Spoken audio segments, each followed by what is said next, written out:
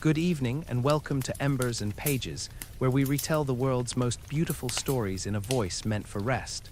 How are you tonight? I hope your day was gentle to you. If it wasn't, if the world felt too loud or too demanding, you're here now.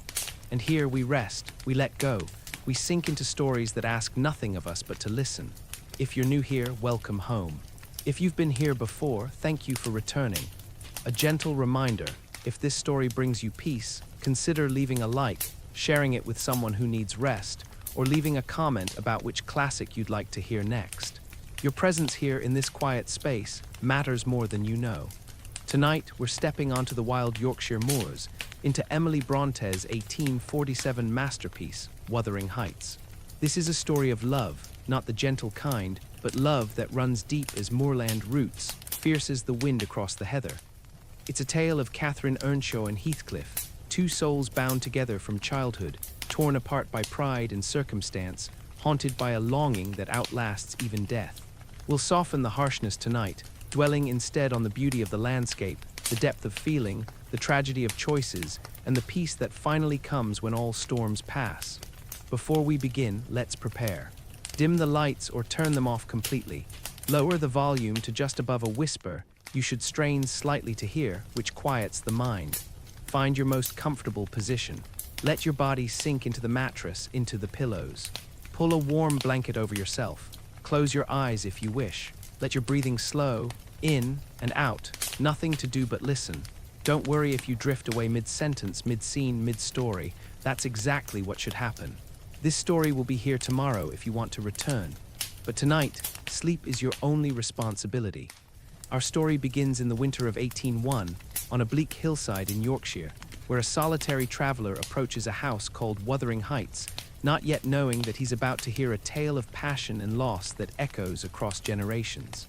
The wind howls, the moors stretch endlessly, and somewhere in that wild, windswept landscape, two souls are forever entwined. The year is 1801. A man from London, Mr. Lockwood, has rented Thrushcross Grange, seeking solitude in the remote countryside of Yorkshire. But today, out of politeness, he walks across the moors to visit his landlord at Wuthering Heights. The name itself is curious, wuthering, a local word for the fierce wind that sweeps endlessly across these hills. And as Lockwood approaches on this bleak winter afternoon, he understands exactly why the house bears such a name. The landscape is austere, almost savage in its beauty. The moors stretch in every direction, undulating hills covered in brown heather and coarse grass, punctuated by dark outcroppings of rock. The sky hangs low and gray, heavy with the promise of snow.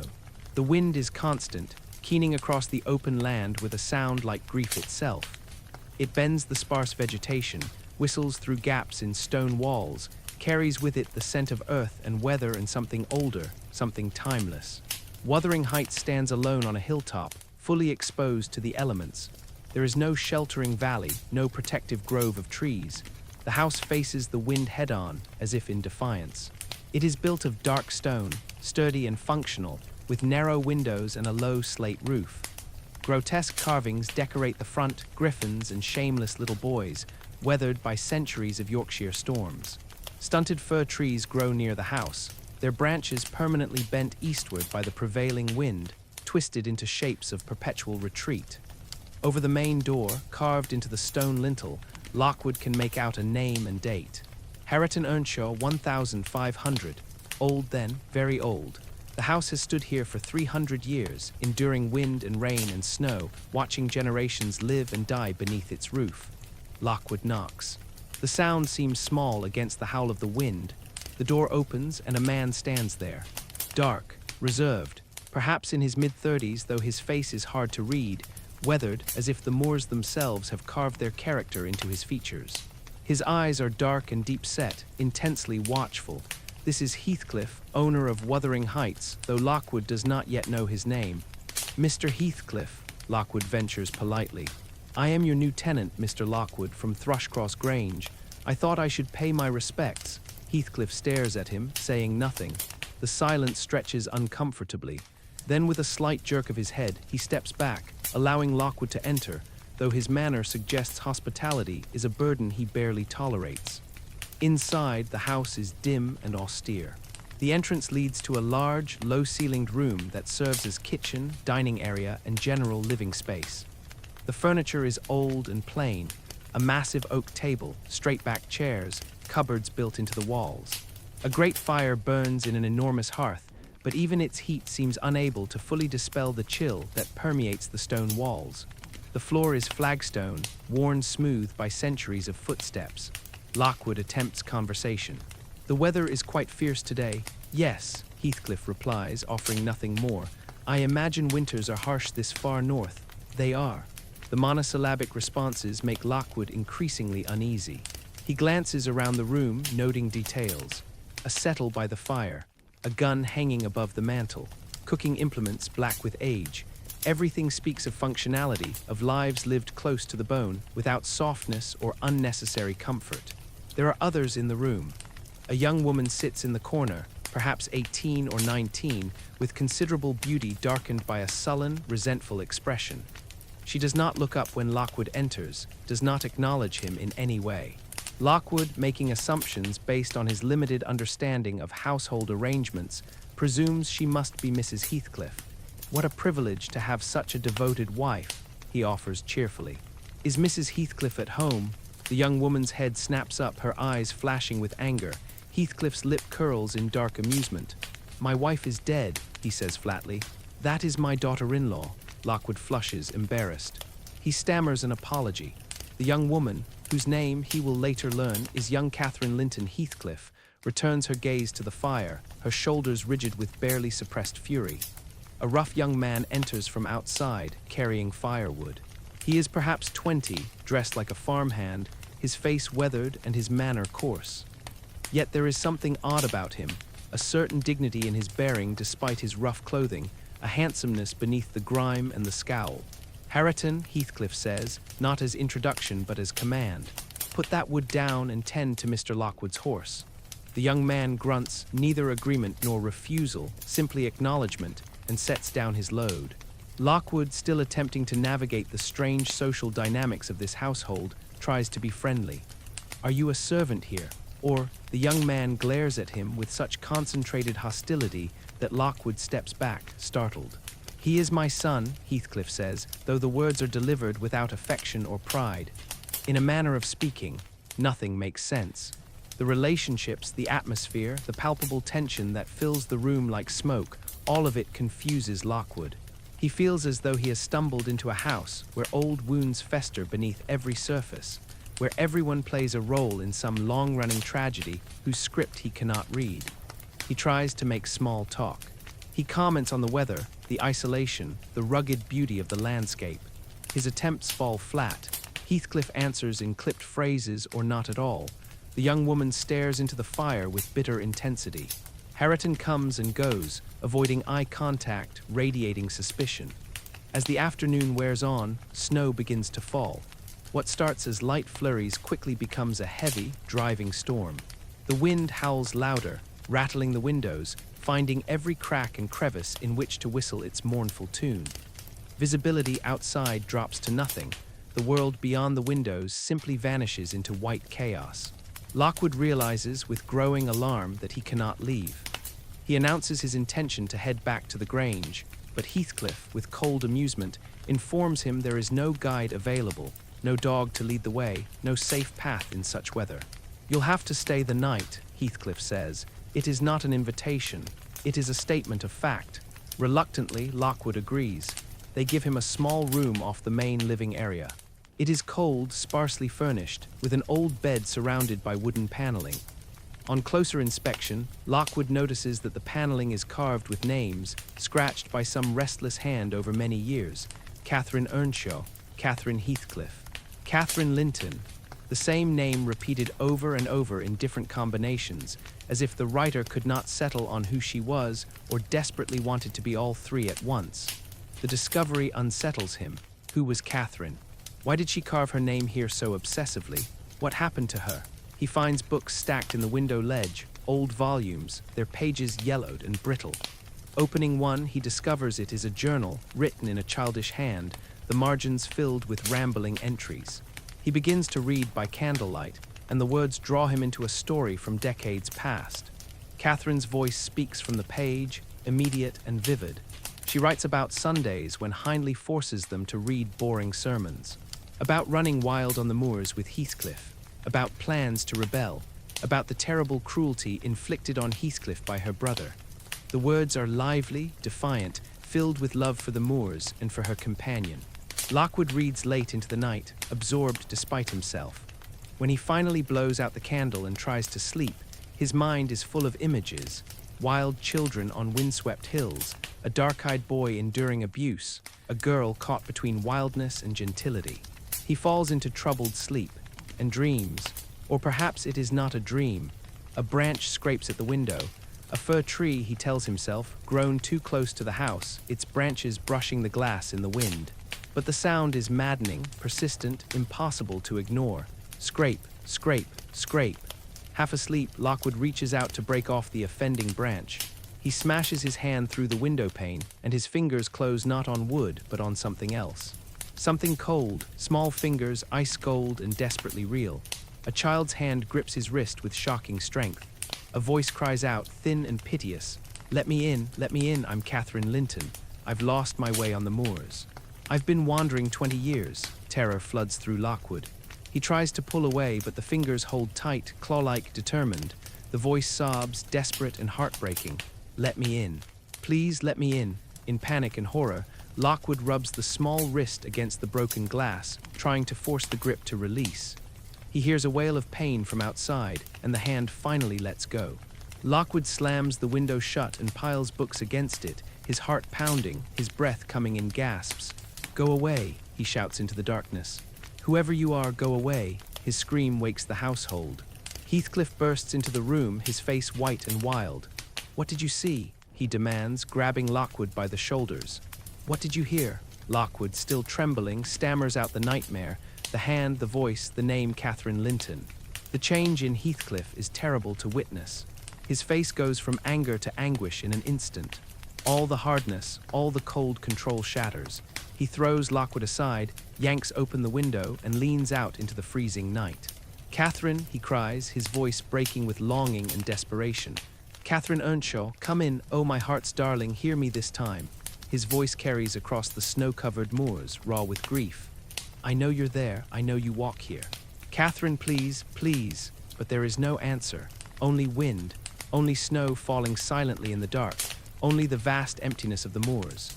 Heathcliff remains at the window for hours, calling into the night, weeping openly, all pretense of civilization stripped away. Lockwood, horrified and embarrassed, leaves the room and spends the rest of the night huddled by the dying fire downstairs. At first light, despite the snow still falling, Lockwood flees Wuthering Heights. Better to risk the journey than spend another moment in that house of ghosts and inexplicable sorrow. Back at Thrushcross Grange, he collapses from cold and exhaustion. A severe chill settles into his lungs, and he takes to his bed, feverish and weak.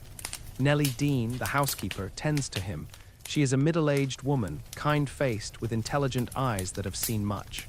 As Lockwood recovers over the following days, confined to bed, he asks her about Wuthering Heights, about Heathcliff, about the name Catherine. Nellie settles into a chair by his bedside with a sigh. It is a strange story, sir, and a sad one. If you wish to understand Wuthering Heights, you must go back many years. How many years? Lockwood asks. 30, Nellie says softly. Back to when the house was different, when there was life and laughter in those rooms. Back to before everything broke. She gazes into the fire, gathering her memories. The Earnshaws lived there then, Mr. and Mrs. Earnshaw, their son Hindley, and their daughter Catherine. I was a servant girl, young then, barely more than a child myself. I remember the day everything changed, the day Mr. Earnshaw brought Heathcliff home. And so Nellie begins her tale.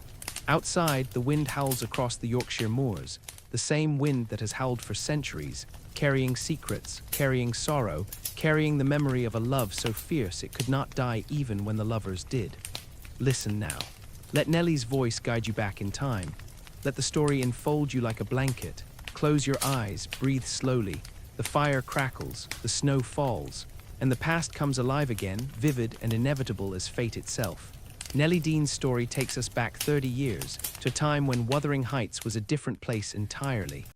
It was still stark, still exposed to the merciless Yorkshire wind, but it was a home, loud with the sounds of family life, warmed by the presence of people who belonged to each other, for better or worse. Mr. Earnshaw was master then, a farmer of the old Yorkshire stock, blunt, sometimes harsh, but fundamentally decent. He worked his land, raised his animals, and governed his household with firm principles. His wife, quieter and more refined, managed the domestic sphere with capable hands.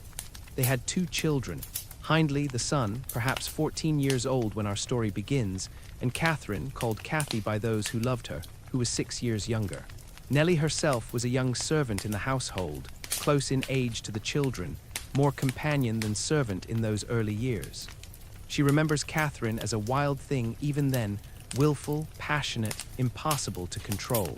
Beautiful, yes, with dark hair and bright eyes, but it was her spirit that defined her. She would not be tamed. She would not conform. She ran across the moors like she owned them, climbed rocks that made her nurse faint with worry, laughed in the face of scoldings. Hindley was different, proud, conscious of his status as heir, eager to please his father and establish his importance. He was not an easy child, quick to take offense, jealous of attention, but he was, at least, predictable.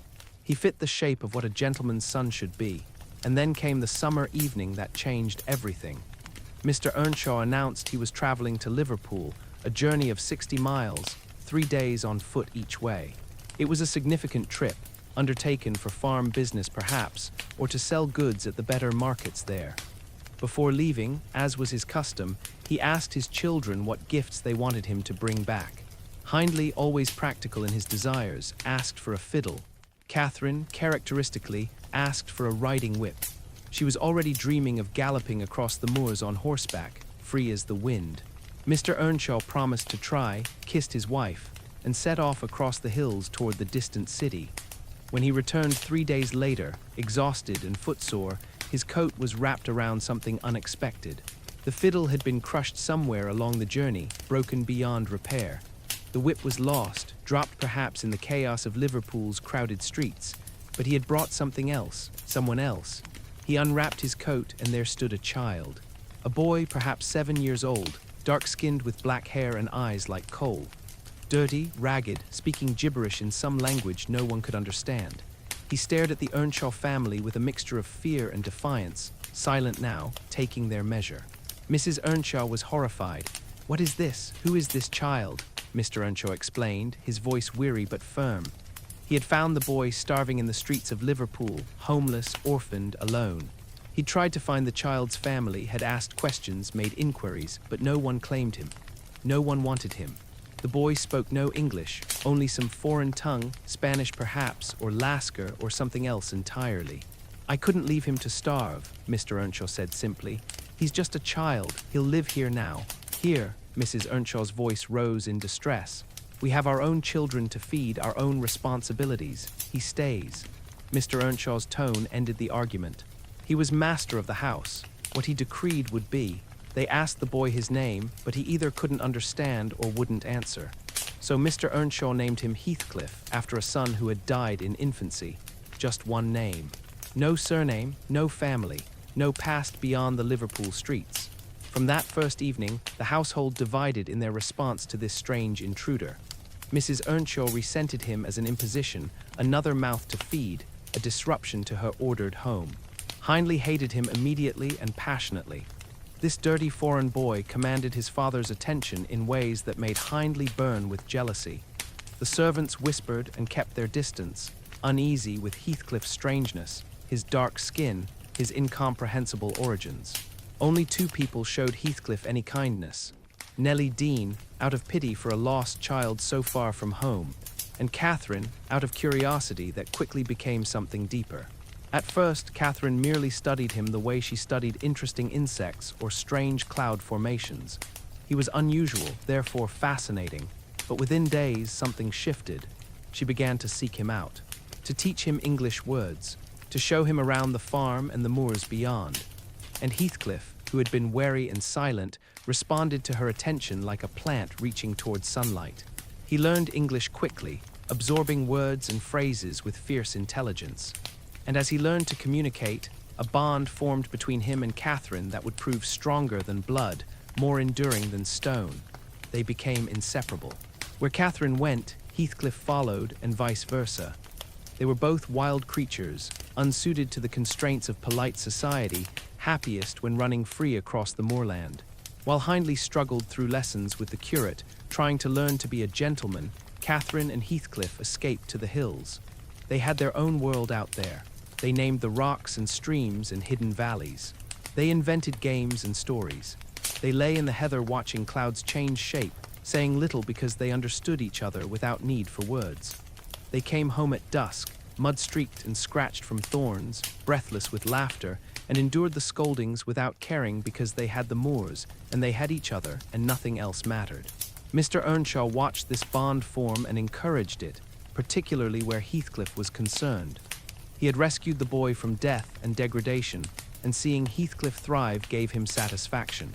He favored Heathcliff more and more openly, praising him when he worked well, defending him when Hindley tried to bully him, even gifting him small privileges that should have gone to Hindley as the son of the house. This favoritism was poison to the household peace. Hindley's resentment grew bitter and deep. He tormented Heathcliff whenever their father wasn't watching, tripping him, mocking his origins, striking him, forcing him into degrading situations. But Heathcliff was tough. He had survived Liverpool streets. He could survive Hindley's cruelty.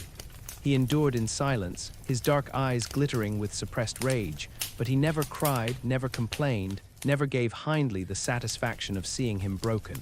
And when Hindley hurt him, Catherine became a fury. She would fly at her brother, scratching and biting, screaming insults, defending Heathcliff with a passion that startled everyone. She was fearless in his defense. She would fight anyone for him, even her own family.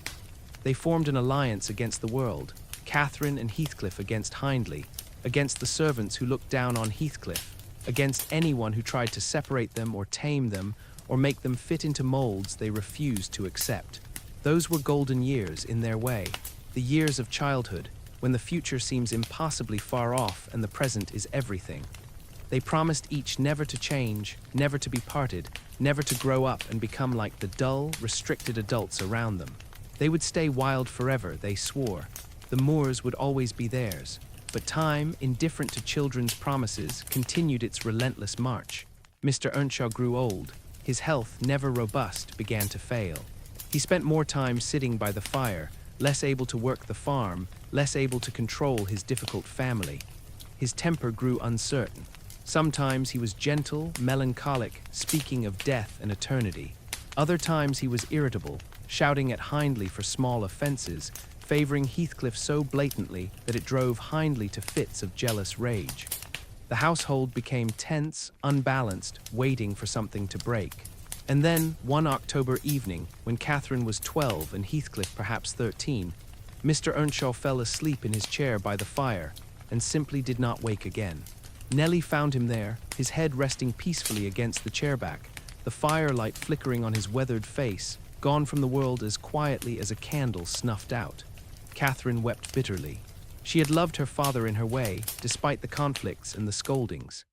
Heathcliff stood silent and dry-eyed through the funeral preparations, but Nellie saw him slip away that night, alone, onto the dark moors. When he returned hours later, his eyes were red and swollen. He had wept where no one could see, mourning the only protector he'd ever known. They buried Mr. Earnshaw in the churchyard on the hill overlooking the moors he'd worked all his life. The wind blew cold that day. The sky hung grey and heavy, and as the first shovelfuls of earth fell on the coffin, Catherine gripped Heathcliff's hand so tightly her knuckles went white. Everything was about to change. They both knew it, though neither spoke the knowledge aloud. Hindley returned for the funeral.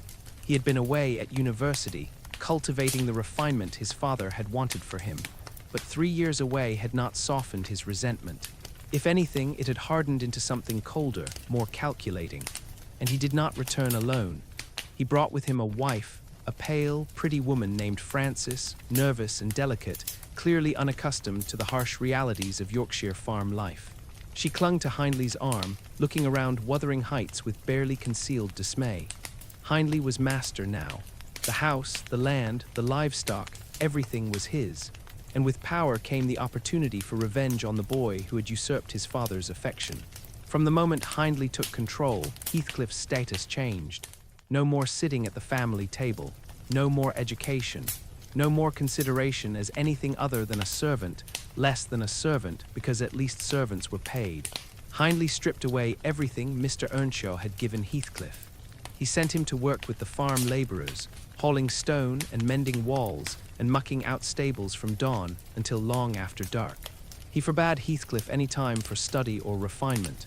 He gave him rags to wear and scraps to eat, and made clear, in every word and gesture, that Heathcliff was nothing, nobody, beneath contempt. It was systematic degradation, revenge served meticulously and without mercy. Catherine was torn. She still loved Heathcliff, still slipped out to meet him when she could, still defended him when she dared. But she was growing older now, becoming aware of social realities she'd ignored as a child. Hindley and Francis worked on her, teaching her manners, buying her better clothes, reminding her constantly that she was a lady, not a wild moorland girl. And slowly, almost imperceptibly, a wedge began to drive between Catherine and Heathcliff. Not in their hearts, their souls remained entwined, but in the world's eyes the distance grew. She was becoming refined. He was being deliberately degraded. The gap widened day by day. Heathcliff endured it all in silence, his face hardening into a mask, his eyes growing cold. He worked without complaint. He bore Hindley's insults without response. But inside, something was changing. The insulted, degraded boy was learning to hate. And that hate, nursed in silence and darkness, was putting down roots that would prove impossible to pull up. Still, they had the moors. On stolen evenings, Catherine and Heathcliff would run away together, escaping the constraints of Wuthering Heights for a few precious hours of freedom. Out there, away from Hindley's eyes, they could pretend nothing had changed. They could be wild and young and together as they'd always been. But childhood was ending. The world was pressing in, and the choices that would destroy them both were approaching fast, inevitable as nightfall on the moors. One night in late autumn, when Catherine was 13 and restless with the confinement of the house, she and Heathcliff hatched a plan. They would run away to Thrushcross Grange, the grand house in the valley, home to their nearest neighbours, the Linton family. Not to visit properly, of course. That would be boring and require manners. No, they would spy on the Lintons like young foxes observing strange creatures through a window. It was the kind of wild, mischievous plan that would have delighted them a year earlier. And despite everything that was changing, despite the growing distance Hindley was forcing between them, they could still find this shared joy in rebellion. So as darkness fell and the household settled in for the evening, Catherine and Heathcliff slipped out into the cold November night and set off across the moors toward the valley. Thrushcross Grange lay 2 miles distant, sheltered in a depression of the hills where the wind could not reach with full force. Everything about it was the opposite of Wuthering Heights. Where the heights stood exposed and defiant, the Grange nestled safe and protected. Where the Heights was built of dark stone, functional and stern, the Grange was elegant, with large windows and carefully tended grounds. It represented a different kind of life entirely, cultured, refined, soft. Catherine and Heathcliff approached through the park, laughing breathlessly at their own daring. They climbed the low stone wall that marked the park boundary and made their way through the ornamental gardens toward the house. Lights blazed in the windows. They could see into the drawing room as if it were a stage set before them, and what a contrast it presented. The room glowed with warmth. A fire burned cheerfully in a marble fireplace. The carpet was deep crimson, the curtains heavy silk, the furniture upholstered in rich fabrics. Everything spoke of comfort and wealth and careful cultivation. And in this perfect setting sat the Linton children, Edgar and Isabella. Edgar Linton was perhaps 13, the same age as Catherine. Fair-haired, delicate-featured, handsome in a soft, refined way. He sat reading a book, his posture perfect, his clothes immaculate. Occasionally he would say something to his sister and smile, a gentle, pleasant smile. Isabella was 11, pretty and petite, with golden curls and a pink dress. She played with a small dog, a tiny thing with long, silky fur, speaking to it in a sweet, affected voice. Catherine pressed her face closer to the glass, fascinated. Heathcliff stood beside her, watching not the Lintons but Catherine, noting the expression on her face. Something about her intense focus made him uneasy. "Look at them," Catherine whispered. They're like creatures from a different world. A soft world, Heathcliff said dismissively. They wouldn't last a day on the moors. No, Catherine agreed, but there was something in her voice, a note of longing perhaps or curiosity. But they look so clean, so comfortable. Before Heathcliff could respond, the little dog began barking. It had somehow sensed their presence, and now it ran to the window, yapping frantically. The Linton children looked up, startled. Catherine laughed, a delighted, mischievous laugh. The sound carried through the glass, and suddenly the entire household was alerted. Servants came running. Someone shouted about thieves. The great bulldog that guarded the property came bounding around the corner of the house, all teeth and fury. "Run!" Heathcliff grabbed Catherine's hand, pulling her away from the window. They sprinted toward the park wall, their hearts pounding with exhilaration and fear. But Catherine was not as fast as Heathcliff. As she tried to scramble over the wall, the bulldog seized her ankle. She screamed. The dog held on, growling, its teeth clamping down. Blood soaked through her stocking. "Let her go." Heathcliff grabbed a rock and would have struck the dog, but servants arrived, hauling the animal back, shouting at the intruders. Then, in the light of the lanterns they carried, the servants recognized Catherine. "Miss Earnshaw," one cried. "Good God, it's Miss Earnshaw from Wuthering Heights." The entire situation transformed. Immediately, the attack shifted to concern. "The young lady is hurt. Quick, bring her inside." They lifted Catherine carefully, clucking over her injury, horrified that such a thing had happened to a neighbor's daughter, however oddly she had chosen to arrive. But Heathcliff. They looked at him with disgust. Dirty, ragged, dark-skinned, glowering at them with rage in his eyes, he looked like exactly what they assumed him to be. A vagrant, a beggar's child, unsuitable company for a young lady. Mr. and Mrs. Linton came hurrying out. Mrs. Linton, upon seeing Catherine's torn and bleeding ankle, immediately ordered her brought into the house. But when Heathcliff tried to follow, Mr. Linton blocked his path. "No, you cannot come in like that. Look at yourself, boy. You're filthy. You'll wait outside." "I'm with Catherine," Heathcliff said, his voice low and dangerous. "Where she goes, I go." "I think not." Mr. Linton's voice was firm. He gestured to servants. "See this boy off the property, back to wherever he came from. Miss Earnshaw will be cared for here and returned home properly tomorrow." Heathcliff resisted, trying to push past, but two burly footmen grabbed him and dragged him bodily away from the door. "Catherine," he shouted. "Catherine!" From inside, faint and distant, he heard her call back. "I'm fine, Heathcliff. Don't worry, I'll be home soon." But the door closed, shutting him out, shutting her in. The footman threw him beyond the gates and told him not to return. He stood there in the dark, fury and humiliation burning through him, staring at the lit windows of Thrushcross Grange, where Catherine was being tended by people who had just rejected him like garbage. He waited for hours in the cold, hoping Catherine would come out, that they would send her home, and he could walk back with her across the moors as they'd planned. But no one came. Eventually, frozen and defeated, he returned to Wuthering Heights alone, reported to a furious Hindley what had happened, and endured the beating that followed. Meanwhile, at Thrushcross Grange, Catherine was experiencing something entirely new. The Lintons fussed over her with genuine concern. They washed her injury, bandaged it carefully, called for their doctor to ensure there was no serious damage.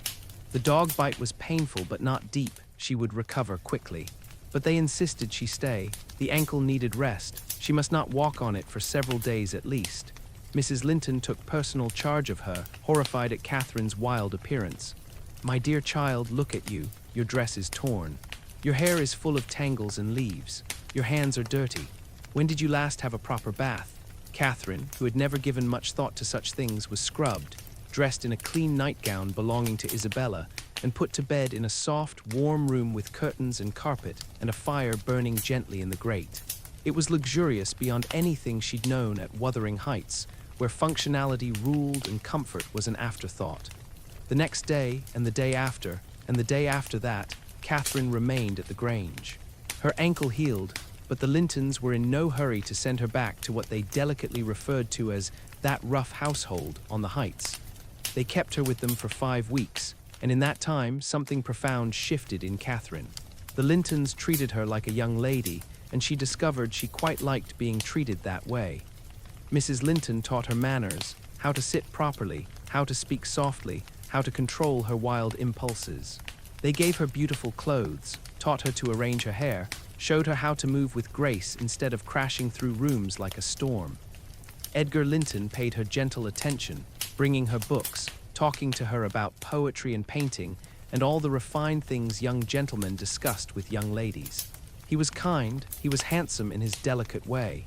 He admired her, and the admiration made her feel valued, seen in a way different from Heathcliff's fierce, elemental bond. Isabella became her companion, teaching her needlework and gossip, and the subtle arts of feminine society. They giggled together over silly things, tried on dresses, talked about fashions and parties and futures that seemed bright and possible.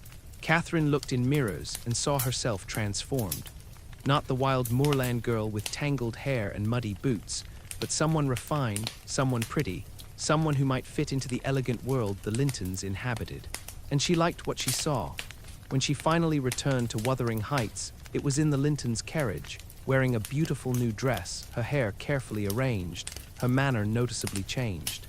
Edgar and Isabella accompanied her, curious to see her home, though Mrs. Linton had warned them it would be quite rustic. The entire household came out to greet her. Hindley and Francis stood on the step, pleased to see Catherine looking so civilized. Nellie waited nearby, glad to have her back.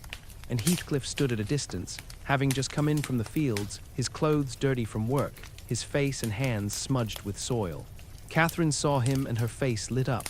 Heathcliff! She stepped down from the carriage, laughing, and moved toward him with her arms outstretched, ready to embrace him as she always had.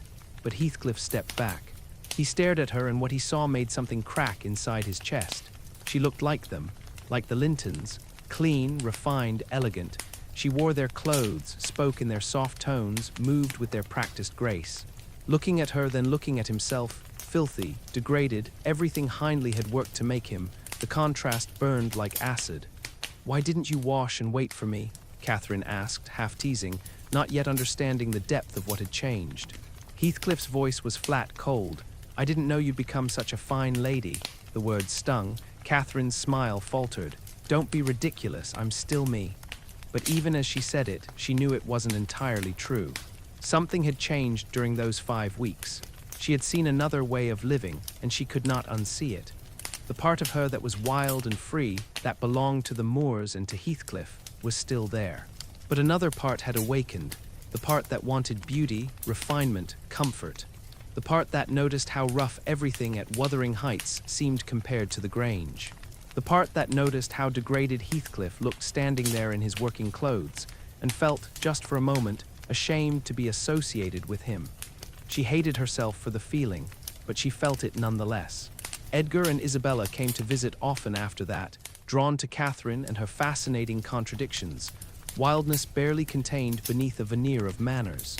Edgar especially came frequently, bringing gifts, paying court, clearly enamored. Heathcliff watched it all from the corners and shadows where he now lived. He saw Catherine laugh at Edgar's gentle jokes. He saw her smooth her dress and check her reflection when Edgar was expected. He saw her trying on 2 identities, unable to choose, wanting somehow to be both the wild girl of the moors and the refined lady of the drawing room. And he saw that he, degraded and dirty and powerless, could only fit into one of those identities. The wild one, the one that was increasingly being left behind. One evening, after Edgar had left following yet another visit, Heathcliff confronted Catherine in the dim kitchen.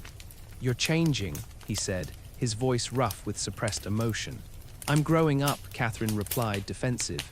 "We can't be children forever, Heathcliff. Growing up or growing away," he gestured to her fine dress, her carefully arranged hair. "You're becoming like them. The Lintons, and what if I am?" Catherine's temper flared.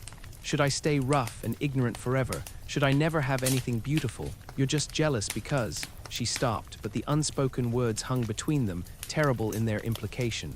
"Because you cannot change as I have. Because Hindley has made sure you have nothing to offer. Because the world sees you as beneath me now." Heathcliff's face went cold, expressionless. Without another word, he turned and walked out into the night, onto the moors where the wind howled, and no one could hear the sound of a heart breaking. Catherine stood alone in the lamplight, her fine dress suddenly feeling like a costume, her carefully arranged world already starting to crack at the foundations she hadn't realized were so fragile. The months that followed were torture for everyone at Wuthering Heights, though each person suffered in their own particular way. Catherine, now 17, found herself caught between two incompatible worlds. She still loved the moors, still felt most alive when running free across the heather with the wind in her hair. She still loved Heathcliff with a fierce, elemental passion that had nothing to do with reason or propriety. When they were alone together, away from everyone else's eyes, they were still Catherine and Heathcliff, two halves of one wild soul. But increasingly, she also loved the refinement that Edgar Linton represented. She loved being treated like a lady, being admired, having beautiful things. She loved the gentle courtship Edgar offered, poetry and flowers and soft words. After years of harsh Yorkshire winters and rough living, the warmth and elegance of Thrushcross Grange called to her like a siren's song. Edgar Linton visited Wuthering Heights often now, enduring Hindley's coarse hospitality and the uncomfortable atmosphere, all for the chance to sit with Catherine in the parlour. He brought her books of poetry, told her about the world beyond Yorkshire, painted word pictures of cultured society and refined living. He made her feel valued in ways that had nothing to do with how fast she could run or how fearlessly she could climb rocks. And Heathcliff watched from the shadows, degraded to the status of farmhand, forbidden even to enter the parlour when visitors were present. Hindley ensured that Heathcliff knew his place, working the land from dawn to dusk, eating with the servants, wearing rags, his hands rough and his face weathered by outdoor labour. Every day the contrast between Heathcliff and Edgar grew more pronounced. Yet despite everything, Catherine could not let Heathcliff go.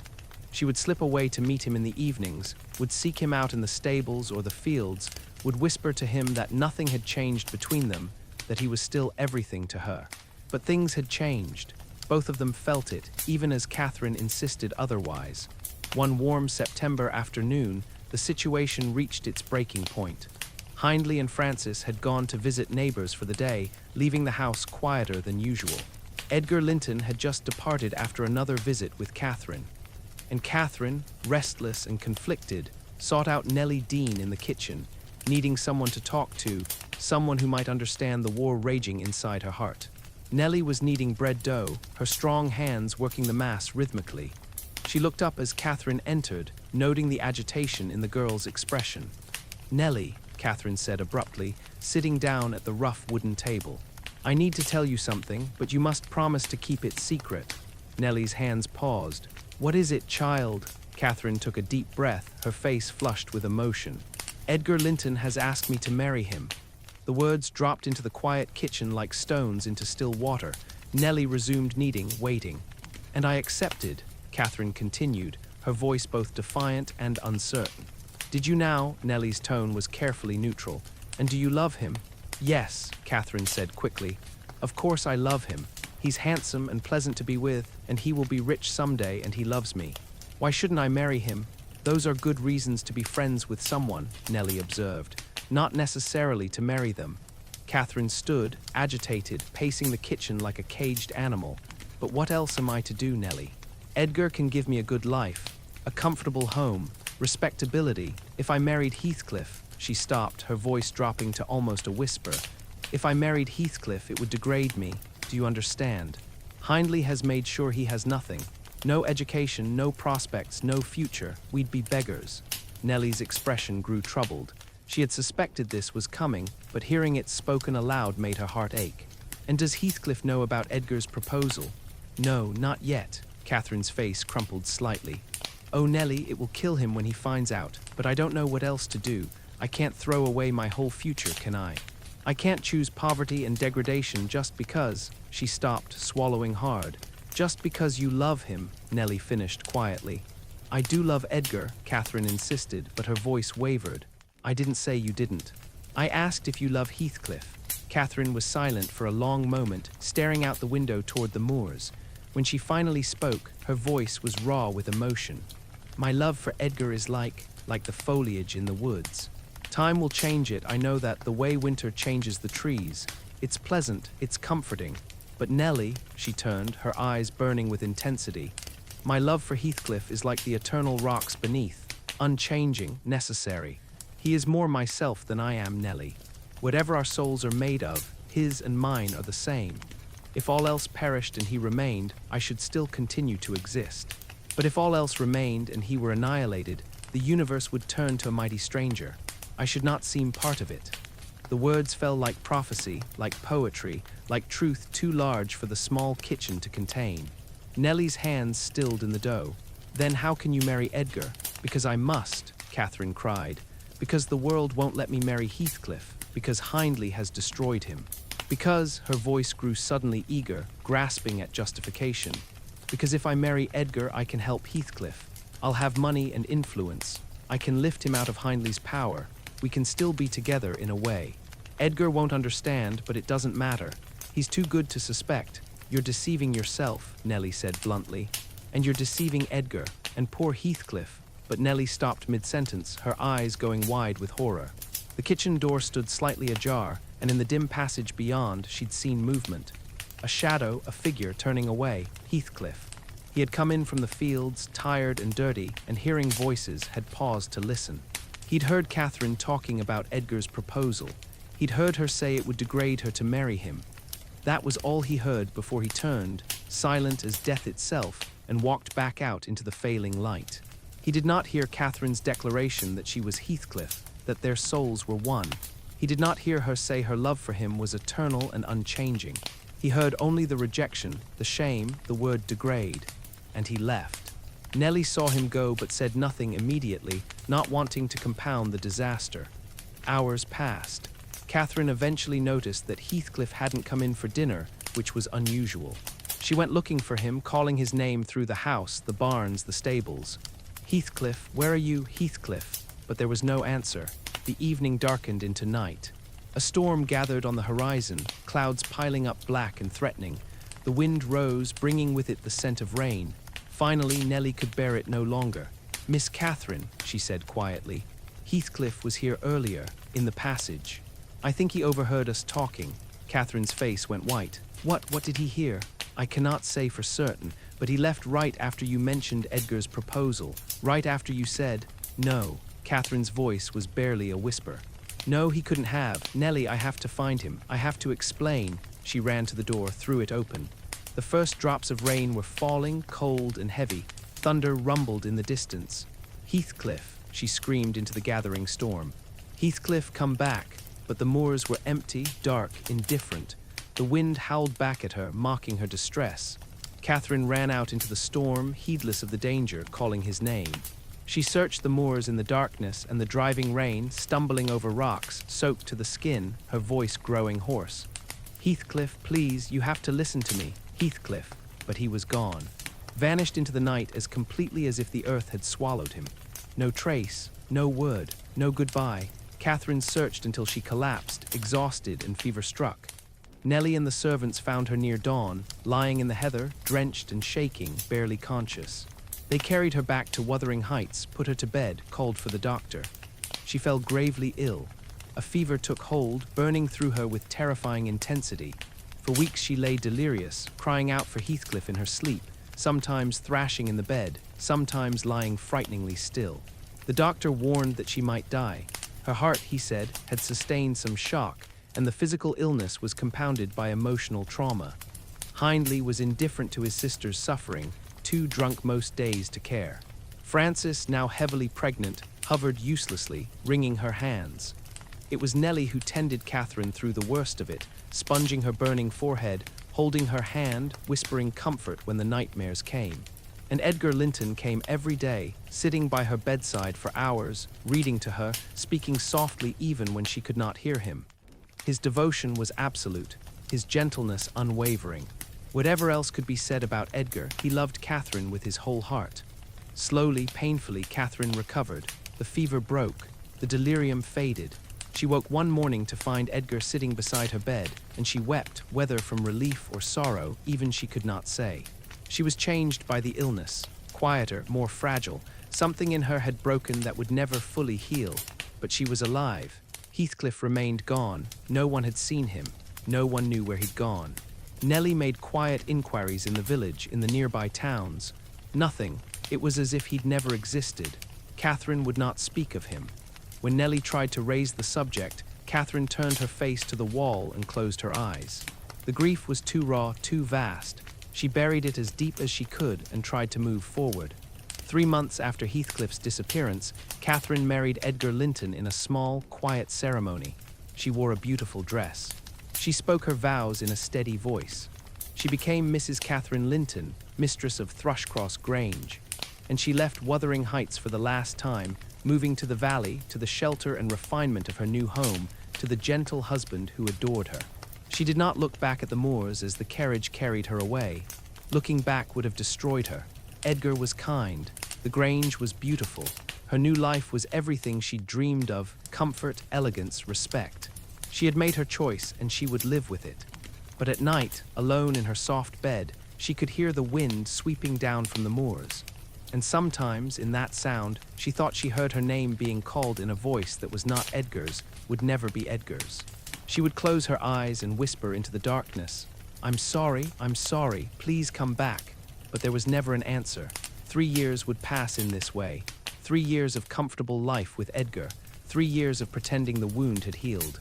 3 years of becoming Mrs. Linton, the lady of the Grange, and forgetting, or trying to forget, that she had ever been Catherine Earnshaw, wild girl of the moors.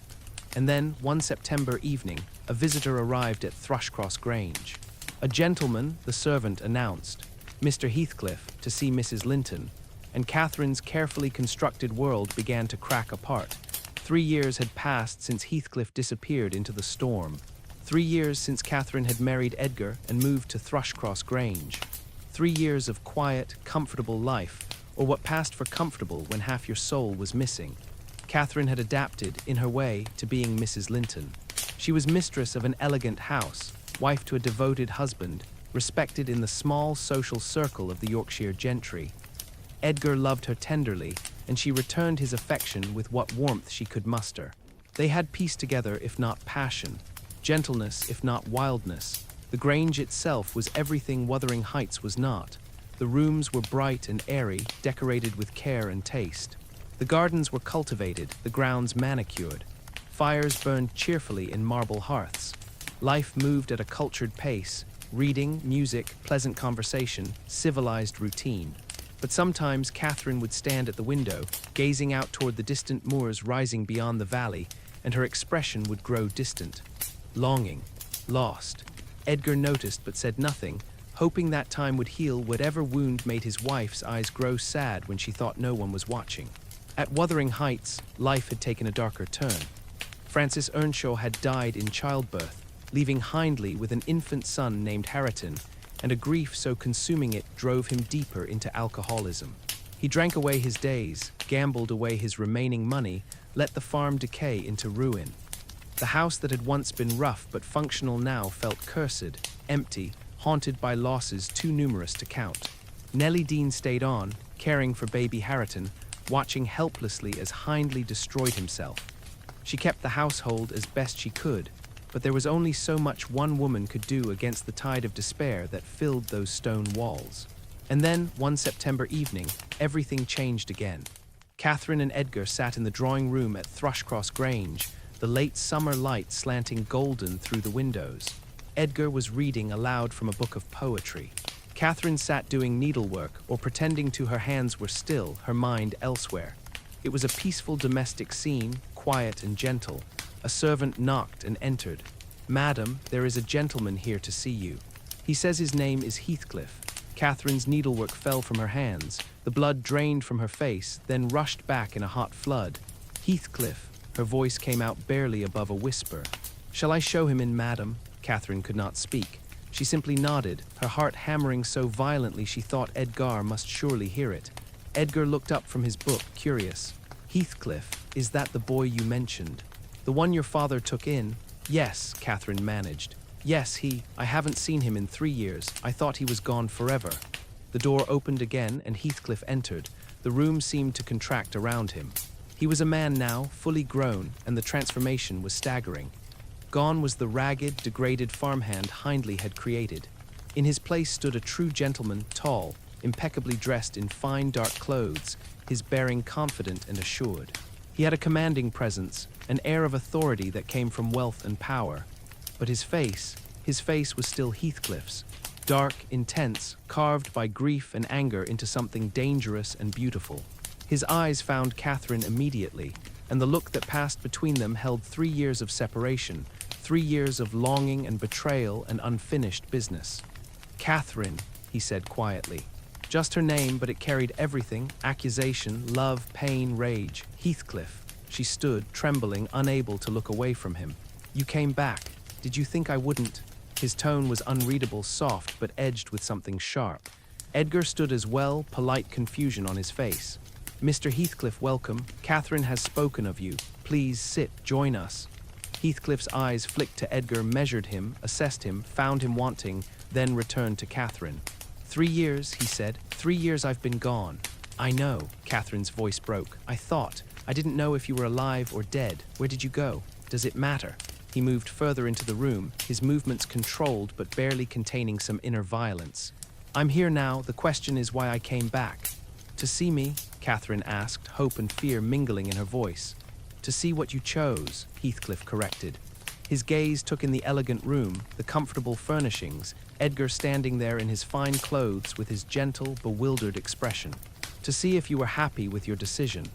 Edgar, sensing undercurrents he didn't fully understand, tried to ease the tension. Please, Mr. Heathcliff, sit. You're welcome in our home. Any friend of Catherine's youth is welcome here. Tell us about yourself. Where have you been these years? What have you been doing? Heathcliff's smile was cold, mirthless. Making myself into something acceptable, making myself into what Catherine required before she'd acknowledge me. Heathcliff, Catherine started, but he cut her off. I heard what you said, Catherine, that night in the kitchen. It would degrade me to marry him. Those were your words. Catherine paled. You didn't hear everything. You left before I could explain. Explain what? That you loved me but chose comfort over me. That's quite clear. No explanation needed. Edgar, growing alarmed, stepped forward. Perhaps this conversation should wait for a more appropriate time. Mr. Heathcliff, you seem overwrought. I am perfectly calm, Heathcliff said, though everything about him suggested otherwise. And I have no intention of leaving. I merely came to pay my respects to an old acquaintance, to see how she's settled into her new life. His eyes raked over Catherine again, taking in her silk dress, her carefully arranged hair, her comfortable surroundings. You look well, refined, like a proper lady. Quite the transformation from the wild girl who used to run barefoot through the heather. I'm still that girl, Catherine whispered. Are you? Heathcliff's laugh was bitter. Then why are you standing there in that dress in that house with that husband? No, Catherine, that girl died the night you chose Edgar Linton over me. What's left is Mrs. Linton, a stranger. That's not fair, Catherine cried, her own temper rising now. You left, you disappeared without a word. I waited for you, I searched for you, I nearly died from grief. But not quite, Heathcliff interrupted coldly. You recovered well enough to marry him 3 months later. Edgar, finally understanding that this was no ordinary reunion, moved to Catherine's side protectively. Mr. Heathcliff, I must ask you to moderate your tone. You're upsetting my wife. Your wife, Heathcliff repeated, his voice dripping with contempt. Yes, your wife. Tell me, Edgar. The use of the first name was deliberately familiar, deliberately insulting. Does your wife love you, truly, or does she simply love what you can give her? How dare you? Edgar started, his face flushing, but Catherine stepped between them, her hands raised. Stop. Both of you stop. She looked at Heathcliff, tears streaming down her face. Yes, I married Edgar. Yes, I chose this life. But Heathcliff, I never stopped. She choked on the words, unable to finish in front of her husband. Never stopped what? Heathcliff demanded. Say it. We should not have this conversation here, Catherine said desperately. Not now, not like this. But the damage was done. The careful peace of 3 years was shattered. Heathcliff had returned, and his very presence was a storm that would sweep away everything Catherine had built. Edgar, to his credit, tried to salvage courtesy.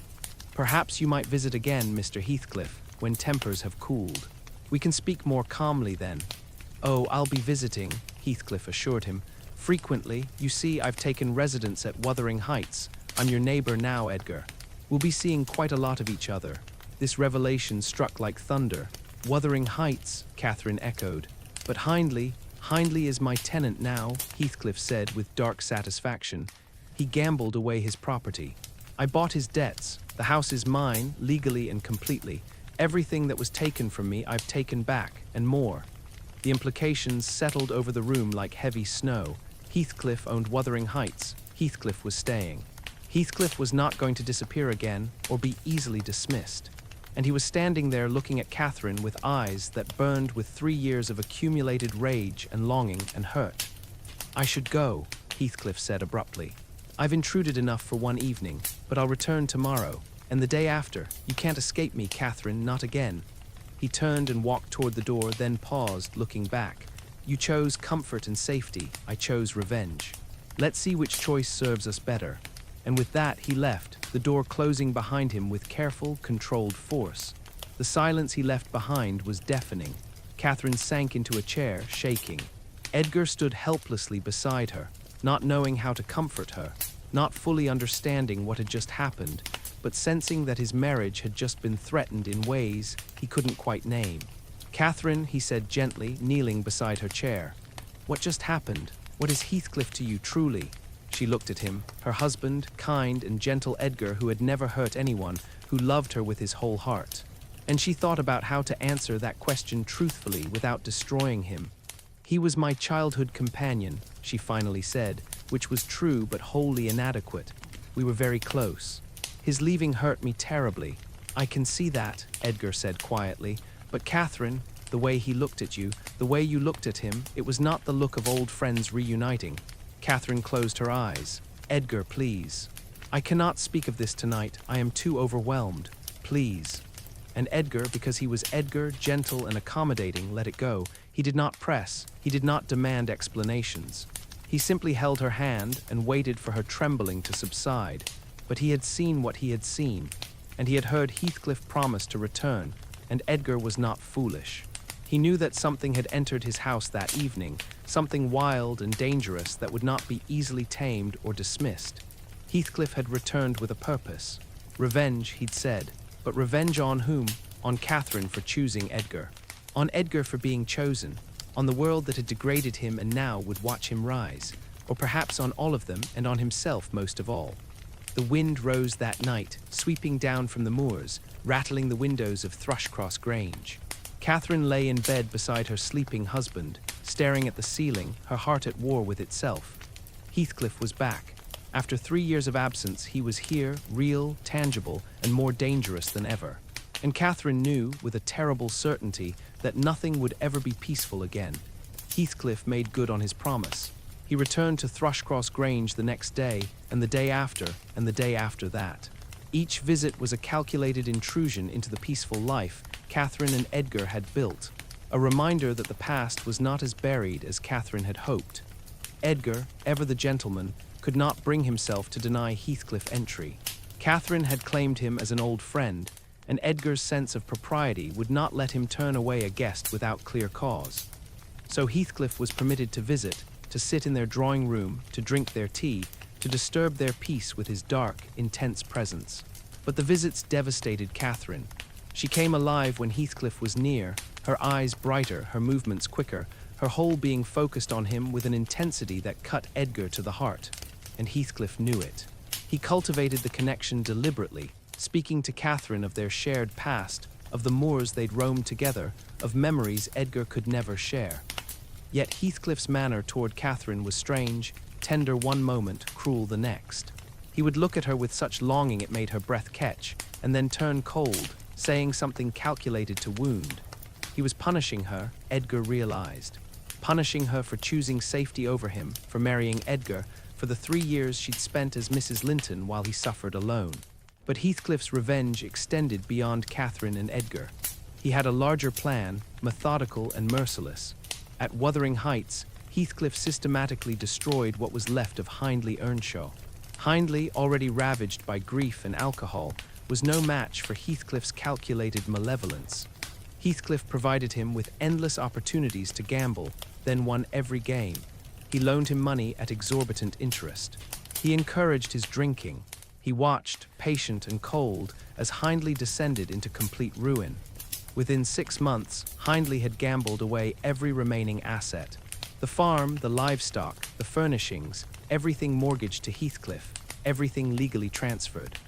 Hindley, who had once been master of Wuthering Heights and had degraded Heathcliff to a servant, was now little more than a beggar living in what had been his own home, entirely dependent on Heathcliff's sufferance. And Heathcliff's treatment of Hindley's son, Hareton, was perhaps the cruelest revenge of all. The boy was 4 years old when Heathcliff took control of the house. Bright-eyed, affectionate, innocent of his father's sins. Heathcliff looked at Hareton and saw perfect symmetry, Hindley's heir, who could be degraded exactly as Heathcliff himself had been. Heathcliff denied Hareton education, teaching him instead coarse language and rough manners. He treated the child like a servant, discouraging any attempt at refinement, ensuring that Hareton would grow up ignorant and degraded despite being the rightful heir to Wuthering Heights. It was poetry of the darkest kind, the sins of the father visited upon the son, the cycle of cruelty perpetuating itself. Nellie Dean, trapped at Wuthering Heights caring for Hareton, watched this systematic destruction with horror. "You're destroying an innocent child," she told Heathcliff. "Hareton has done nothing to you." "His father did," Heathcliff replied, his voice empty of mercy, "and I will have my revenge on Hindley's blood. The boy will grow up exactly as I did, degraded, ignorant, despised. It's only justice. It's cruelty. Then I am cruel. Catherine made me so." There was no appealing to his better nature. If such a thing still existed, it was buried too deep beneath years of hurt and rage to access.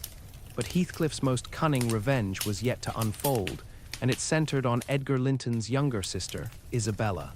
Isabella was 18, sheltered, naive, raised in the genteel world of Thrushcross Grange with no understanding of darkness or manipulation. When she saw Heathcliff, handsome, mysterious, seemingly romantic, she imagined him as something from a Gothic novel, a Byronic hero misunderstood and suffering. She began to seek his attention, blushing when he spoke to her, finding excuses to be in the room when he visited. She was infatuated, and her infatuation was painfully obvious to everyone except Heathcliff, who noticed it perfectly well and saw in it another opportunity for revenge. Catherine saw what was happening and was horrified. One day she cornered Isabella in the garden. "You must stop this," Catherine said urgently. "You must stop looking at Heathcliff that way." "I don't know what you mean," Isabella said, defensive.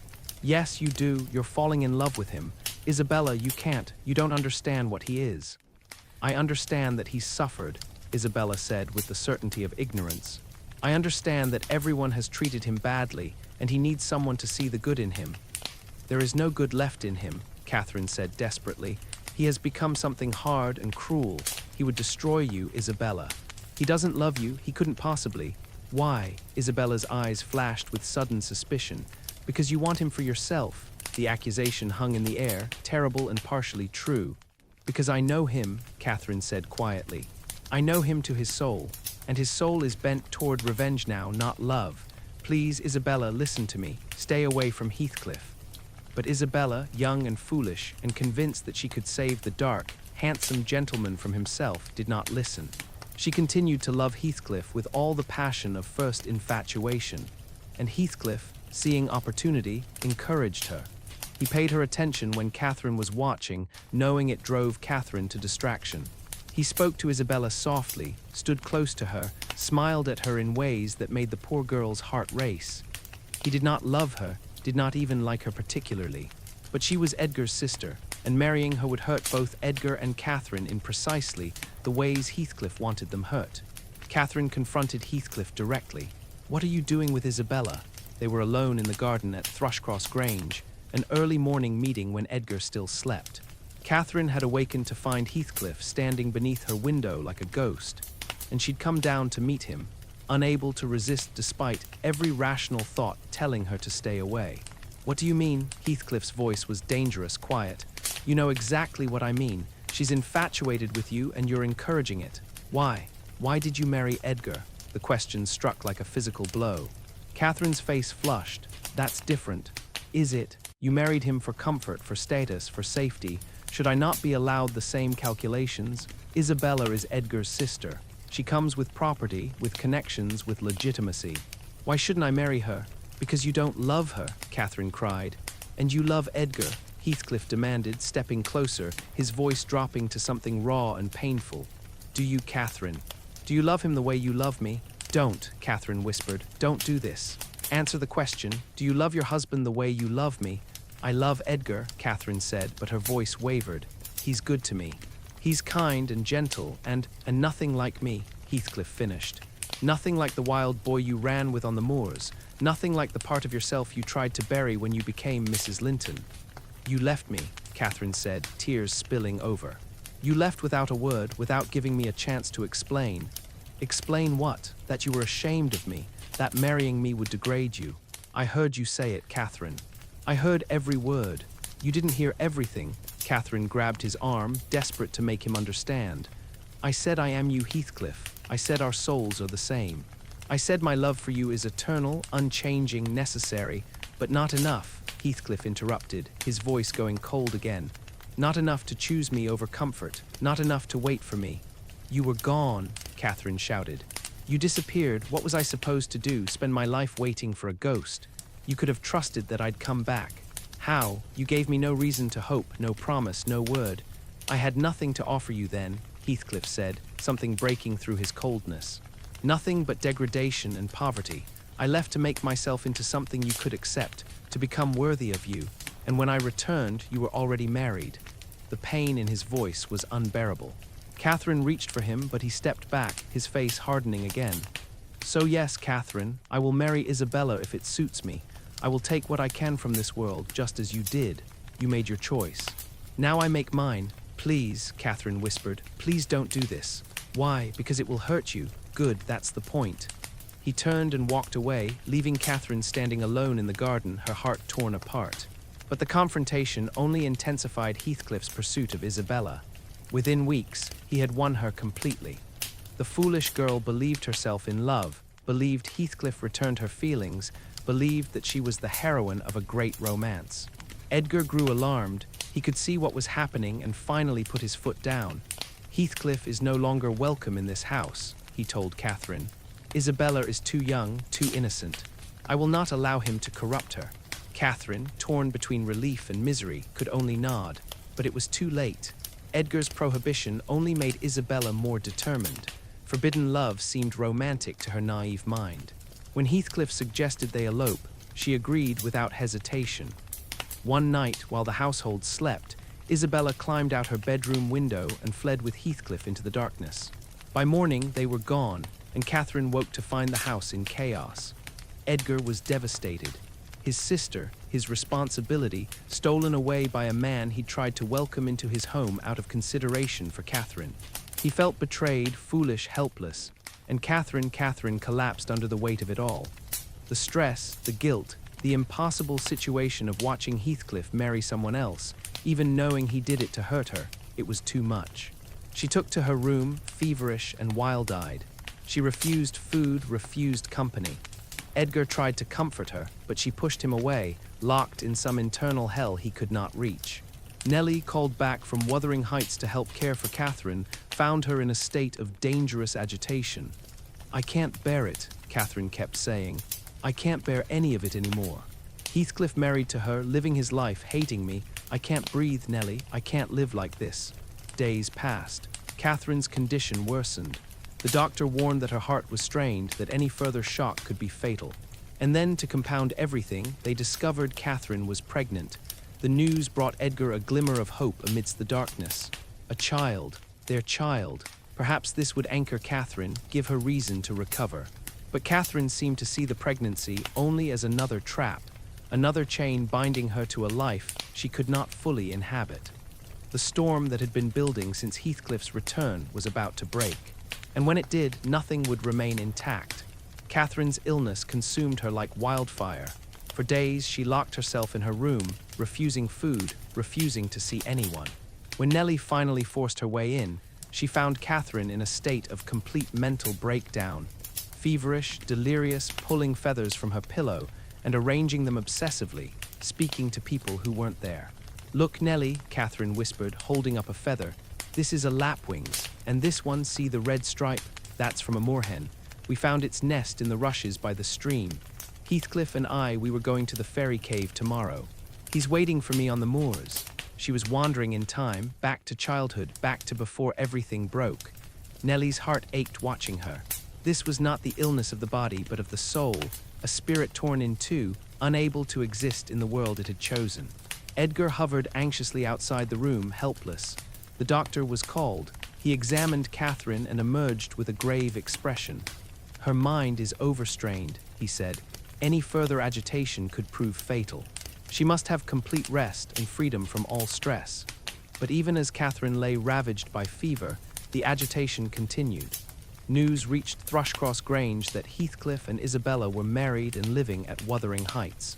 Edgar refused all communication with his sister, bitter and hurt by her betrayal. And Isabella, trapped in her romantic delusion, discovered too late what kind of man she had married.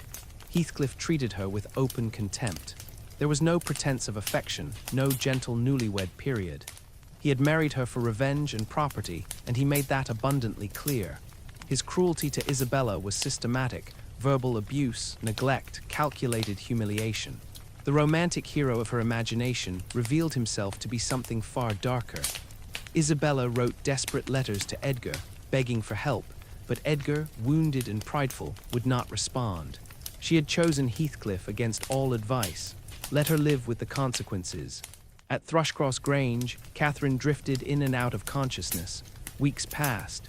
She grew thinner, more fragile, her body consuming itself under the weight of emotions too powerful to contain. And then the doctor confirmed what Nellie had suspected. Catherine was 3 months pregnant. Edgar received the news with tears of mingled hope and fear. A child, their child. Perhaps it would give Catherine reason to fight, to live. But Catherine seemed barely aware of the pregnancy, lost in her fevered dreams and memories. One evening in early March, as spring began to touch the moorland with the first hints of green, Heathcliff appeared at Thrushcross Grange. Nellie tried to bar him from the house. "You cannot see her, she's desperately ill. The doctor forbade all visitors, all agitation. I will see her," Heathcliff said, his voice low and absolute. His face was haggard, shadowed. He looked as if he hadn't slept in days. "Tell her I'm here, Nellie, or I will find her myself, and nothing you or Edgar can do will stop me." Nellie, seeing the desperate determination in his eyes, reluctantly went to Catherine's room. Catherine lay propped on pillows, pale as death, her eyes enormous in her thin face. "Miss Catherine," Nellie said gently, "Heathcliff is here. He's demanding to see you." Catherine's eyes focused with sudden, fierce intensity. "Heathcliff, he's here. Let him in now. The doctor said no visitors." "I don't care what the doctor said." Catherine's voice, though weak, held absolute command. "Bring him to me, Nellie, please. I must see him." Nellie, against every instinct of caution, led Heathcliff up the stairs. Edgar was out walking the grounds, unaware. It was a stolen moment, forbidden, dangerous, perhaps the last they would ever have. Heathcliff entered Catherine's room and stopped dead, his face going white. Catherine looked like a ghost, gaunt, translucent, as if she might dissolve into mist at any moment. Only her eyes remained vividly alive, burning with fever and emotion. "Catherine," he breathed, all his carefully maintained control shattering, "what have you done to yourself? What have I done?" Catherine's laugh was weak but bitter. "You married her, Heathcliff. You married Isabella to hurt me. And you married Edgar to degrade me." Heathcliff crossed the room in 2 strides, falling to his knees beside her bed, grasping her skeletal hands. "You destroyed us both 3 years ago when you chose comfort over truth." "I never chose anything over you," Catherine said, tears streaming down her pale cheeks. "You are part of me, Heathcliff. How could I choose against myself? Then why did you marry him?" The anguish in Heathcliff's voice was raw, absolute. "Why did you let yourself become Mrs. Linton?" "Because I was weak, because I was afraid. Because I thought," she stopped, gasping for breath, her body too frail to sustain strong emotion. "I thought we could have both worlds. I thought I could be his wife and still have you. I thought nothing could separate us because we are the same soul. But you were separated. You did separate us." Heathcliff's grip tightened on her hands. "You destroyed me, Catherine. 3 years I spent making myself worthy of you. 3 years of hell, and when I came back, you were already his." "I never stopped loving you," Catherine whispered. "Not for one moment. Edgar has my hand, my life, my duty. But you have my soul, Heathcliff. You always have. You always will. Then why are you leaving me?" Heathcliff demanded, his voice breaking. "Why are you dying? Because I can't live torn apart any longer." Catherine reached up with trembling fingers to touch his face. "I'm breaking in two, Heathcliff. I cannot be both Catherine Linton and Catherine Earnshaw. I cannot love both Edgar and you. Something has to give, and it's me I'm giving. No, Heathcliff's voice turned fierce. You will not die, I forbid it. You will stay here and suffer as I suffer. You will live, Catherine, and you will remember every day that you chose this. Catherine smiled faintly, a ghost of her old wildness. You cannot command death, Heathcliff. Even you have limits. Then take me with you. His voice dropped to desperate pleading. Don't leave me in this dark world without you. I cannot breathe without my life. I cannot exist without my soul. You'll go on, Catherine said softly. You're stronger than I am. You'll live and hate me and take your revenge on everyone who remains. I don't want revenge. I want you, liar. But she said it tenderly, her fingers still touching his face. You want both. You want me and you want to hurt everyone who hurt you. You want love and vengeance in equal measure. Can you blame me? No, Catherine whispered. I can't blame you for anything. Oh, Heathcliff, my wild, beautiful boy, my soul, myself, forgive me. I cannot forgive you, Heathcliff said, but even as he spoke, he pulled her close, cradling her fragile body against his chest. I will never forgive you for choosing him, for marrying him, for leaving me alone. But I cannot let you go either. I cannot exist in a world where you don't. They clung to each other as the spring twilight deepened outside the windows. All the years of separation, all the hurt and betrayal and impossible choices, for a few stolen moments, none of it mattered. They were Catherine and Heathcliff again, two halves of one soul, finally reunited even as one half prepared to slip away forever. I will haunt you, Catherine whispered against his shoulder. I will not rest while you live. I'll be with you always, in the wind, in the moors, in every shadow. You will never escape me, Heathcliff. I swear it. Then I don't want peace, Heathcliff said desperately. I want you. Stay with me, Catherine. Please stay. I can't, she said simply. My body is giving out, but my spirit, oh, my spirit will never leave you. Never, they spoke in fragments, in half-sentences, repeating each other's names like prayers, making promises they couldn't keep, saying everything and nothing, aware that time was running out. Nellie finally warned that Edgar was returning. Heathcliff had to leave. He laid Catherine gently back on her pillows, his face wet with tears. I will see you again, he said. Not in this life, Catherine whispered. Then in death, and every moment after. You cannot escape me, Catherine Earnshaw. Even the grave will not part us. He kissed her forehead gently and left, passing Edgar in the hallway without a word, without acknowledgement, his face transformed by grief into something terrible to behold. That night Catherine went into labor. It was too early. She was only 7 months pregnant, but the baby would not wait. The labor was agonizing, prolonged, Catherine's weakened body barely able to endure it. Near midnight, after hours of suffering, she delivered a tiny daughter. Premature, frighteningly small, but alive. Her cry was faint but real. They named her Catherine, after the mother who would not live to raise her. 2 hours later, as dawn began to pale the eastern sky, Catherine Linton died. She simply stopped breathing, her body exhausted, her spirit perhaps already fled to the moors she'd loved. Edgar held her hand as she slipped away, weeping silently. Nellie wept. The doctor bowed his head. But Heathcliff, standing beneath Catherine's window in the pre-dawn darkness, heard the wail of grief from within the house and knew. He had been waiting there all night, unable to leave, compelled by some force he couldn't name to keep vigil. And when he heard the sounds of mourning, something in him shattered completely. He struck his head against the trunk of a tree, once, twice, hard enough to draw blood. And then he howled, a sound of pure anguish, animal and human at once, echoing across the awakening moorland. Catherine, he cried into the grey dawn. Catherine Earnshaw, you promised you would haunt me. Then do it. Come to me, don't leave me in this hell without you. I cannot live without my soul. I cannot breathe without my life. His voice rose, desperate and broken. Be with me always, take any form, drive me mad. But do not leave me in this dark place alone, Catherine. Catherine, the cry echoed across the moors, raw with grief, and Nellie, hearing it from inside the house, felt chills run through her. It was the sound of a soul being torn in half, the sound of love turned to madness, the sound of a man who would spend the rest of his life calling for someone who could not answer. And perhaps, somewhere in the space between life and death, somewhere in the wind that swept eternally across the heather, Catherine heard him. Perhaps she answered in ways only he could perceive. The wind rose as the sun climbed higher, restless and eternal, carrying secrets the living could not understand. They buried Catherine Earnshaw Linton in the churchyard on the hillside overlooking tea she had loved. Not in the Linton family vault, where propriety dictated she should lie, but in a corner of the graveyard open to the sky, nearest to the wild hills. Edgar arranged it that way, understanding perhaps that Catherine had never truly belonged to houses or families. She belonged to the wind and the heather and the vast grey sky. Her grave was simple, a plain headstone with her name and the dates of her brief life. No elaborate epitaph, just Catherine Linton and the years 1765 to 1784, 19 years old. An entire world lived and lost in less than 2 decades. Edgar stood by the grave long after the small funeral party had dispersed. He wept quietly, a gentle man mourning the wife he'd loved but never fully understood. He had given her everything he could, kindness, comfort, devotion, but it had never been enough. Some part of Catherine had always belonged elsewhere to someone else, to a wildness he could never match.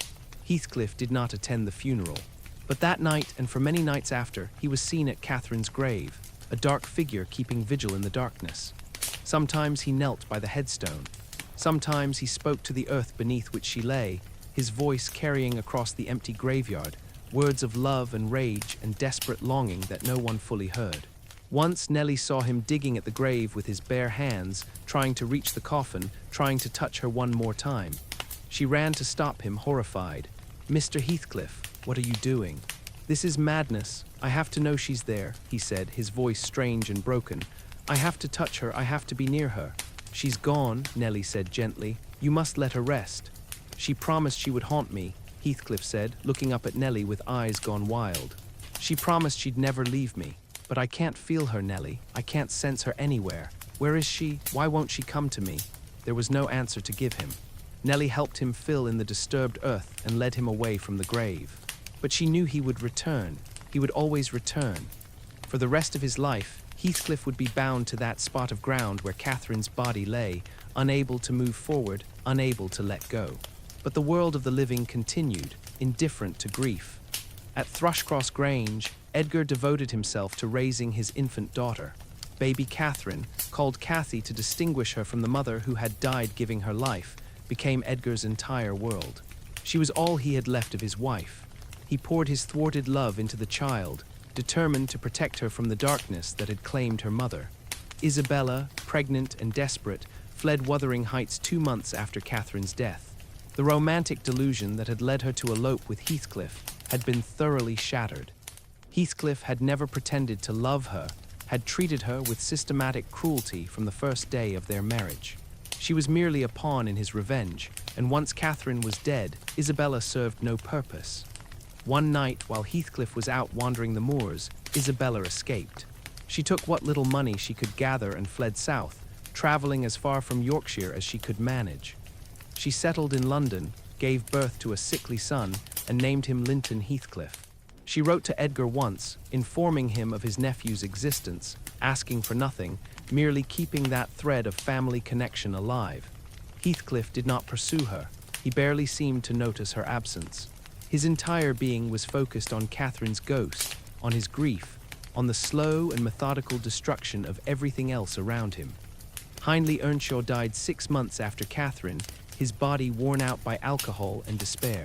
The doctor called it heart failure brought on by excessive drinking. Nellie, who had watched Hindley transform from a proud young man into a broken wreck, called it a wasted life.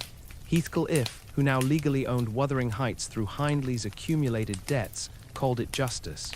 With Hindley's death, Heathcliff became undisputed master of Wuthering Heights.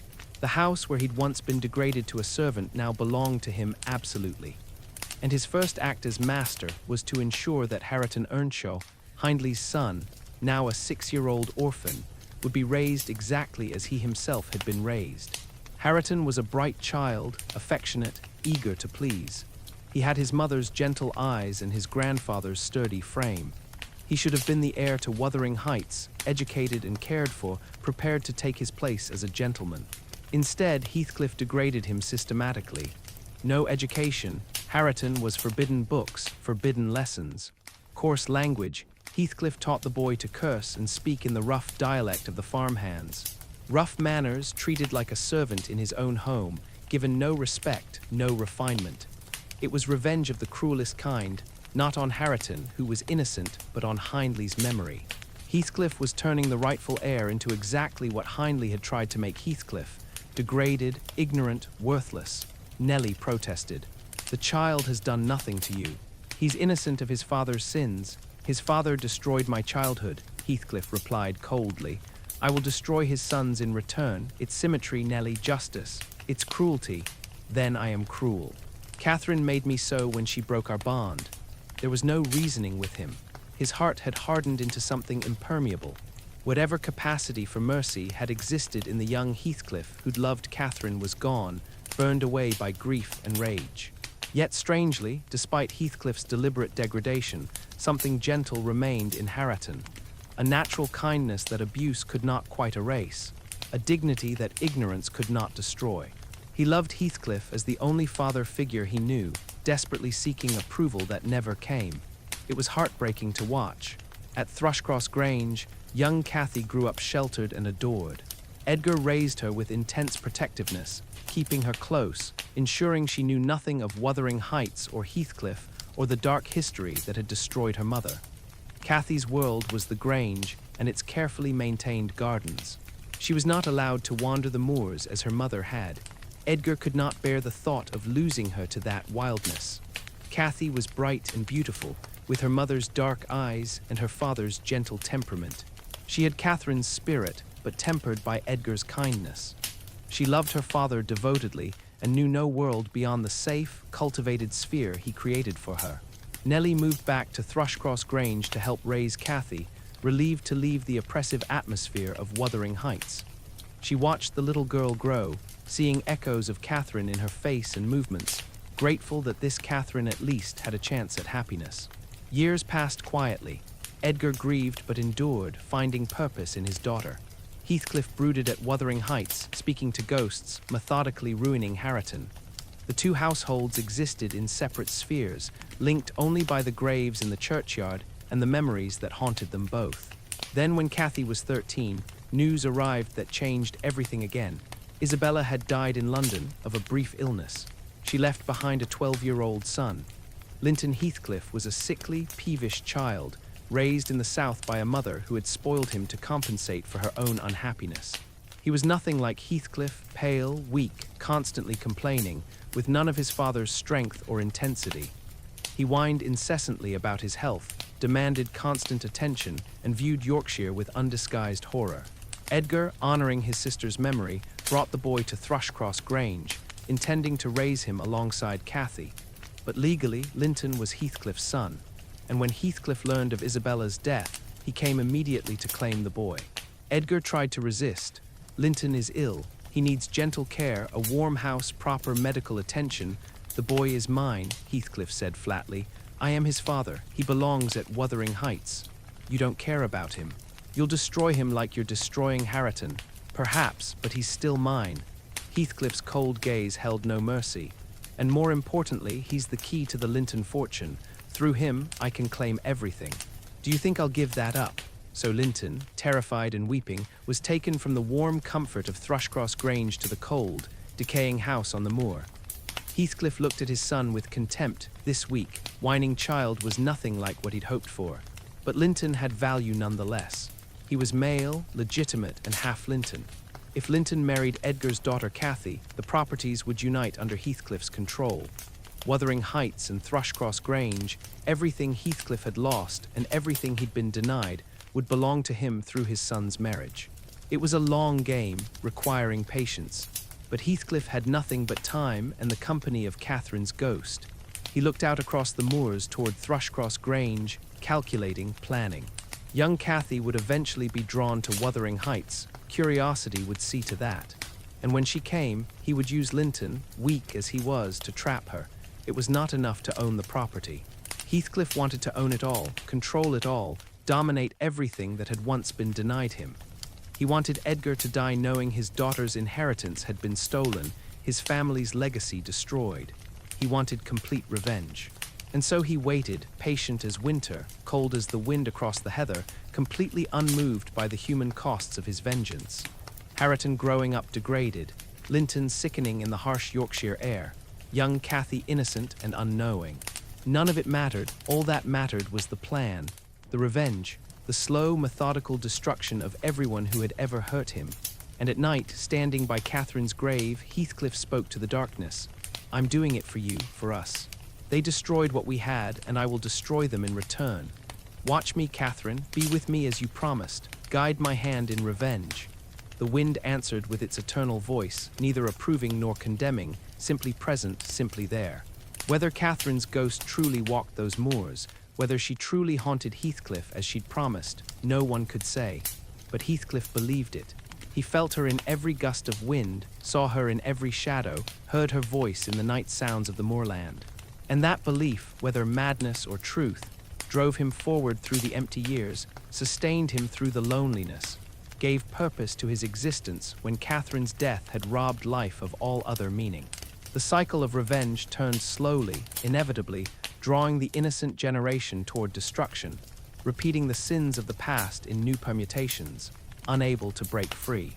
Young Cathy Linton grew up knowing nothing of the darkness that had claimed her mother. Edgar ensured that her childhood was sheltered, peaceful, filled with books and gardens, and gentle instruction. She was bright, curious, affectionate, everything a father could hope for in a daughter. Her laugh filled the rooms of Thrushcross Grange with a lightness that had been absent since Catherine's death. Edgar told her stories of her mother, carefully edited versions that emphasized Catherine's spirit and beauty while omitting the wild restlessness, the impossible choices, the tragic end. Cathy learned that her mother had loved the moors, had been brave and passionate, had died bringing her into the world.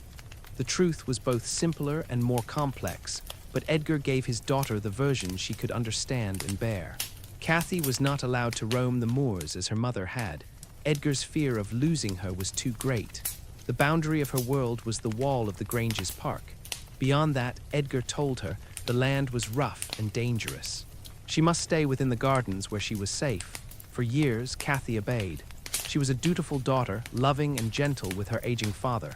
But as she grew older, 13, 14, 15, the same restlessness that had plagued her mother began to stir. She would stand at the park wall, gazing at the moors rising in the distance, wondering what lay beyond the horizon she'd never been permitted to cross. At Wuthering Heights, 2 young men were growing up under Heathcliff's dark shadow. Catherine Earnshaw was now 20 years old, strong and handsome despite Heathcliff's efforts to degrade him. He could not read or write. He spoke in rough dialect. He worked the farm like a common laborer, wearing coarse clothes, with dirt under his fingernails and calluses on his hands. To any observer, he seemed exactly what Heathcliff intended, a degraded peasant, ignorant and rough. But something in Hareton resisted complete degradation. There was a natural dignity in how he carried himself, a gentleness beneath the rough exterior. He loved Heathcliff with a desperate loyalty, constantly seeking approval that never came, trying to please the man who had systematically destroyed his prospects. It was heartbreaking and frustrating in equal measure. Linton Heathcliff, meanwhile, had grown into a sickly, peevish teenager. At 15, he was pale, thin, constantly complaining of various ailments. The harsh Yorkshire climate did not agree with him. He whined about the cold, the wind, the roughness of life at Wuthering Heights. Heathcliff despised his weakling son but kept him close, knowing Linton was essential to his ultimate revenge. The stage was set. 3 young people, each ignorant of the complex web of history and revenge that bound their families, each being positioned by fate and Heathcliff's manipulation toward collision. The meeting, when it came, was engineered by Heathcliff with patient cunning. Cathy, at 16, finally gave in to her curiosity. One summer afternoon, while Edgar napped and Nellie was occupied with household duties, Cathy slipped over the park wall and set out across the moors. Just a short walk, she told herself, just to see what lay beyond the boundary she'd always obeyed. The freedom was intoxicating. The wind in her hair, the heather beneath her feet, the vast sky stretching overhead, she felt like she was waking from a long dream. This was what her mother had loved, this wildness, this openness. Cathy understood it suddenly, viscerally. She walked further than she intended, drawn onward by curiosity and delight, and then she came upon Wuthering Heights. The dark stone house stood stark against the sky, looking exactly as it had looked for centuries, forbidding, weathered, somehow both hostile and compelling. Cathy stared at it, fascinated. This, she knew from careful questioning of Nellie, was where her mother had grown up, where her father's tenant lived. She had been forbidden to come here, but the prohibition only made it more intriguing. As she stood there, a young man emerged from the house. Tall, strong, rough-looking, but handsome beneath the coarse clothes and weathered skin. He stopped when he saw her, staring with an intensity that matched her own curiosity. "Who are you?" Hareton asked, his voice thick with Yorkshire accent. "I'm Catherine Linton," Cathy said, lifting her chin with unconscious pride. "From Thrushcross Grange, and you?" "Hareton," he said shortly. Then, with something like defiance, "Catherine Earnshaw." The name meant nothing to Cathy. She didn't know that this rough young man was actually the rightful owner of the house before which he stood like a servant. She didn't know his father had been her mother's brother. She knew none of the tangled history. She saw only a handsome young man who looked at her with such open admiration it made her blush. "Can you read?" she asked, noticing a book he'd set down when he emerged. Hareton's face darkened with shame. "No. Would you like to learn?" The offer was impulsive, kind, thoughtless of the complications it might create. "Why would you teach me?" Hareton asked suspiciously. "Because knowledge should be shared," Cathy said simply, "and because you seem lonely." Before Hareton could respond, another figure appeared in the doorway of Wuthering Heights. Heathcliff himself, drawn by voices, coming to see who had wandered onto his property. He stopped when he saw Cathy, and for a moment his face went through a series of expressions too quick to read. Recognition, grief, something like longing, rage. "Catherine's daughter," he said quietly.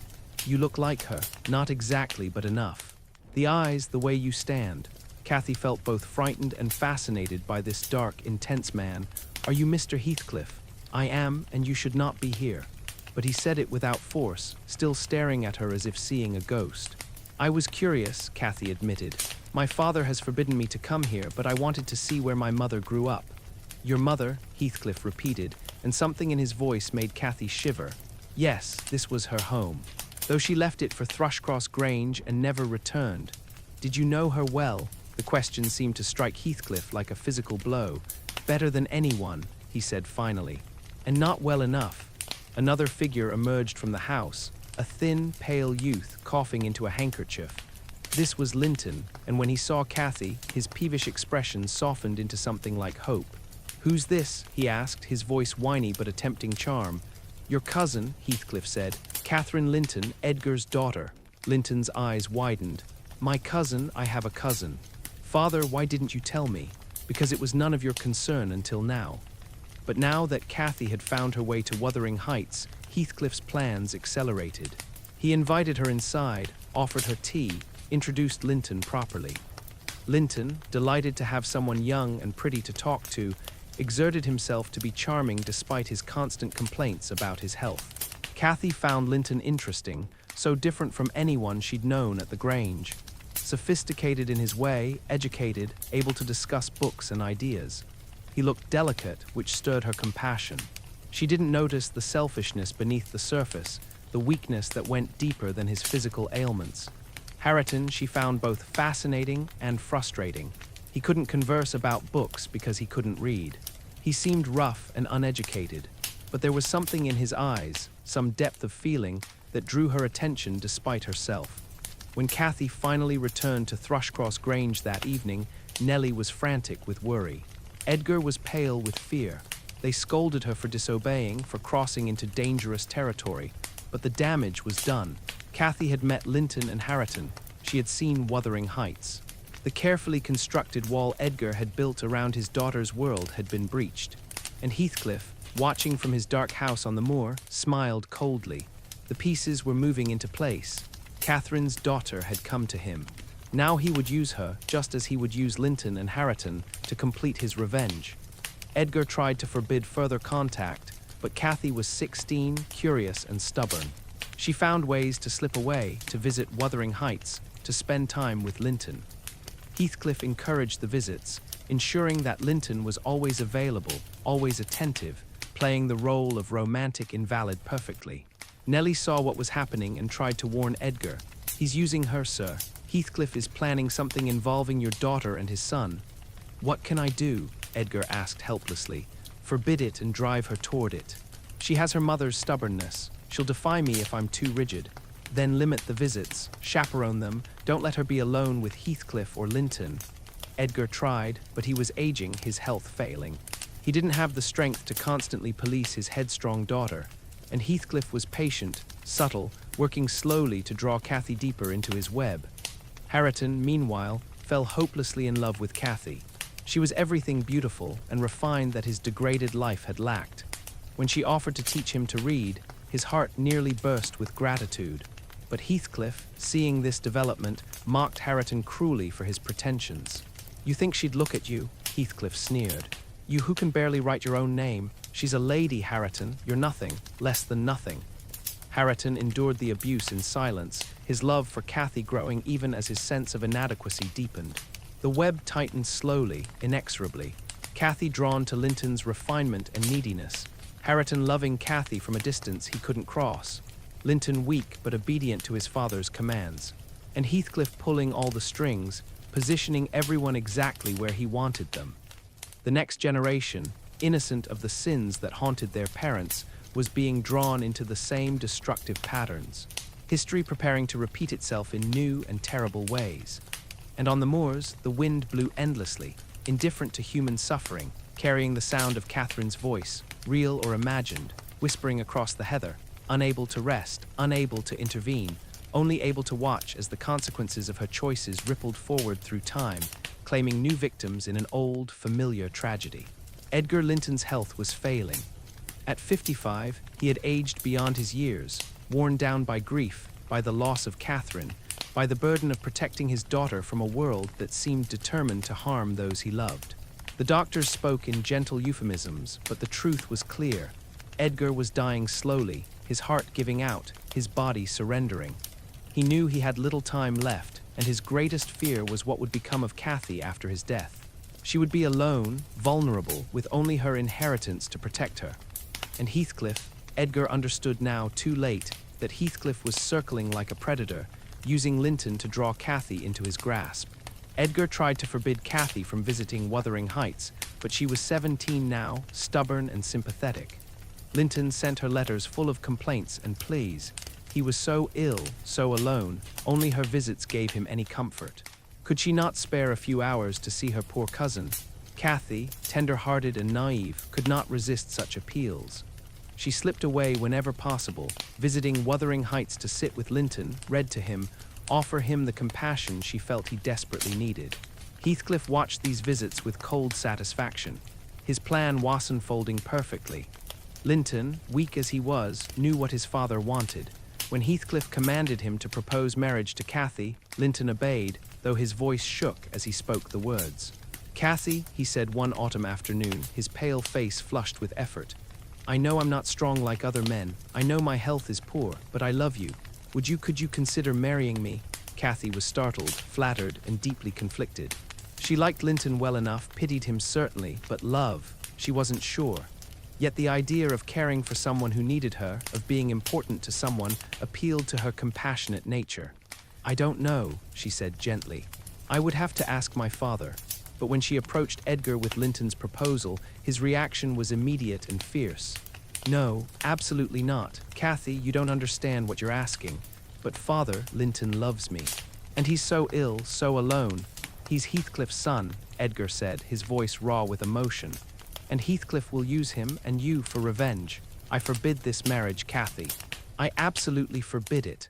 Cathy, hurt and confused, obeyed reluctantly. But the prohibition only made the situation more romantic in her mind. Forbidden love, a dying young man who needed her, it was the stuff of novels. And Heathcliff, seeing Edgar's resistance, adjusted his strategy. He kept Cathy away from Wuthering Heights for several weeks, then sent word that Linton was gravely ill, asking for her, perhaps dying. Cathy, frantic with worry and guilt, begged her father to let her visit one last time. Edgar, weak and struggling to breathe, could not deny his daughter's tearful pleas. "Once," he conceded. "You may visit once with Nellie to accompany you. But Cathy, promise me you'll be careful. Heathcliff is dangerous. Don't trust anything he says." Cathy promised.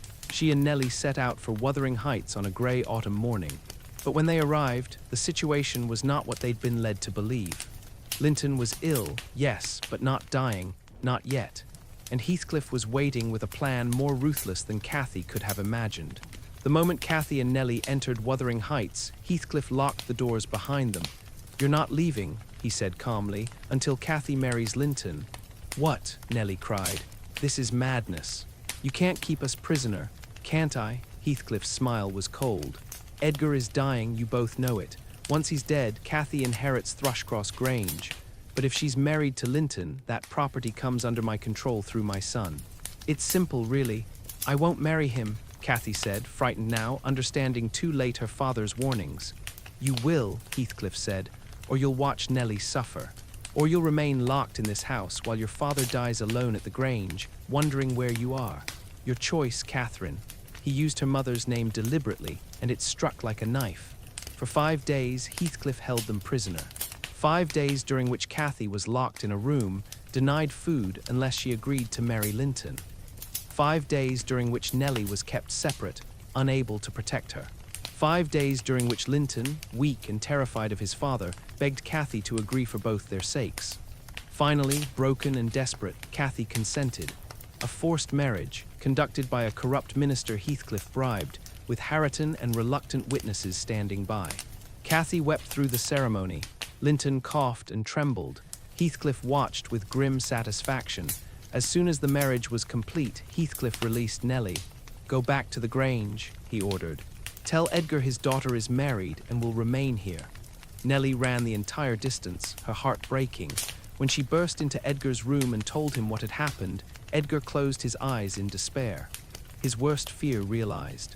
His daughter trapped in Heathcliff's power. 3 days later, Edgar Linton died. He slipped away quietly in the night, his last words a prayer for Cathy's safety. They buried him beside Catherine in the churchyard, united in death as they'd never quite been in life. Linton Heathcliff died less than a year after his forced marriage to Cathy. His weak constitution could not withstand another Yorkshire winter. He died coughing blood, whimpering for his father, leaving Cathy a widow at 18. And through Linton's death, Heathcliff's triumph was complete. Both Wuthering Heights and Thrushcross Grange now belonged to him. Cathy, as Linton's widow, had no legal right to her father's property. Everything passed to Heathcliff, as Linton's father and heir. Heathcliff forced Cathy to remain at Wuthering Heights, treating her with the same casual cruelty he'd shown everyone else. She was a servant in what should have been her own home, degraded, powerless, trapped. The revenge was complete. Heathcliff owned everything. The houses, the land, the futures of everyone involved. Hindley's son Hareton was degraded. Edgar's daughter Cathy was imprisoned. Everything Heathcliff had lost, he'd taken back with interest. He stood one night on the moors, looking out over the 2 properties he now controlled, and waited to feel satisfaction. But it didn't come. The revenge, so long pursued, so meticulously executed, felt hollow. Owning the land didn't bring Catherine back. Degrading Hareton didn't heal Heathcliff's own degradation. Trapping Cathy didn't restore what he'd lost. Catherine was still dead, still absent, still the only thing that mattered, and the one thing nothing he could do, no revenge he could engineer, would ever return. Yet something unexpected began to happen in the cold house on the moor. Cathy, trapped at Wuthering Heights, found an unlikely companion in Hareton. He was rough, yes, uneducated, unable to read the simplest text. But he was also kind, strong, gentle beneath the crude exterior Heathcliff had forced upon him. And Cathy, a reader herself, recognized the longing in Hareton's eyes when he saw books. "Would you like to learn?" she asked one day, her voice soft. Hareton, scarred by past rejections when he tried to better himself, was defensive.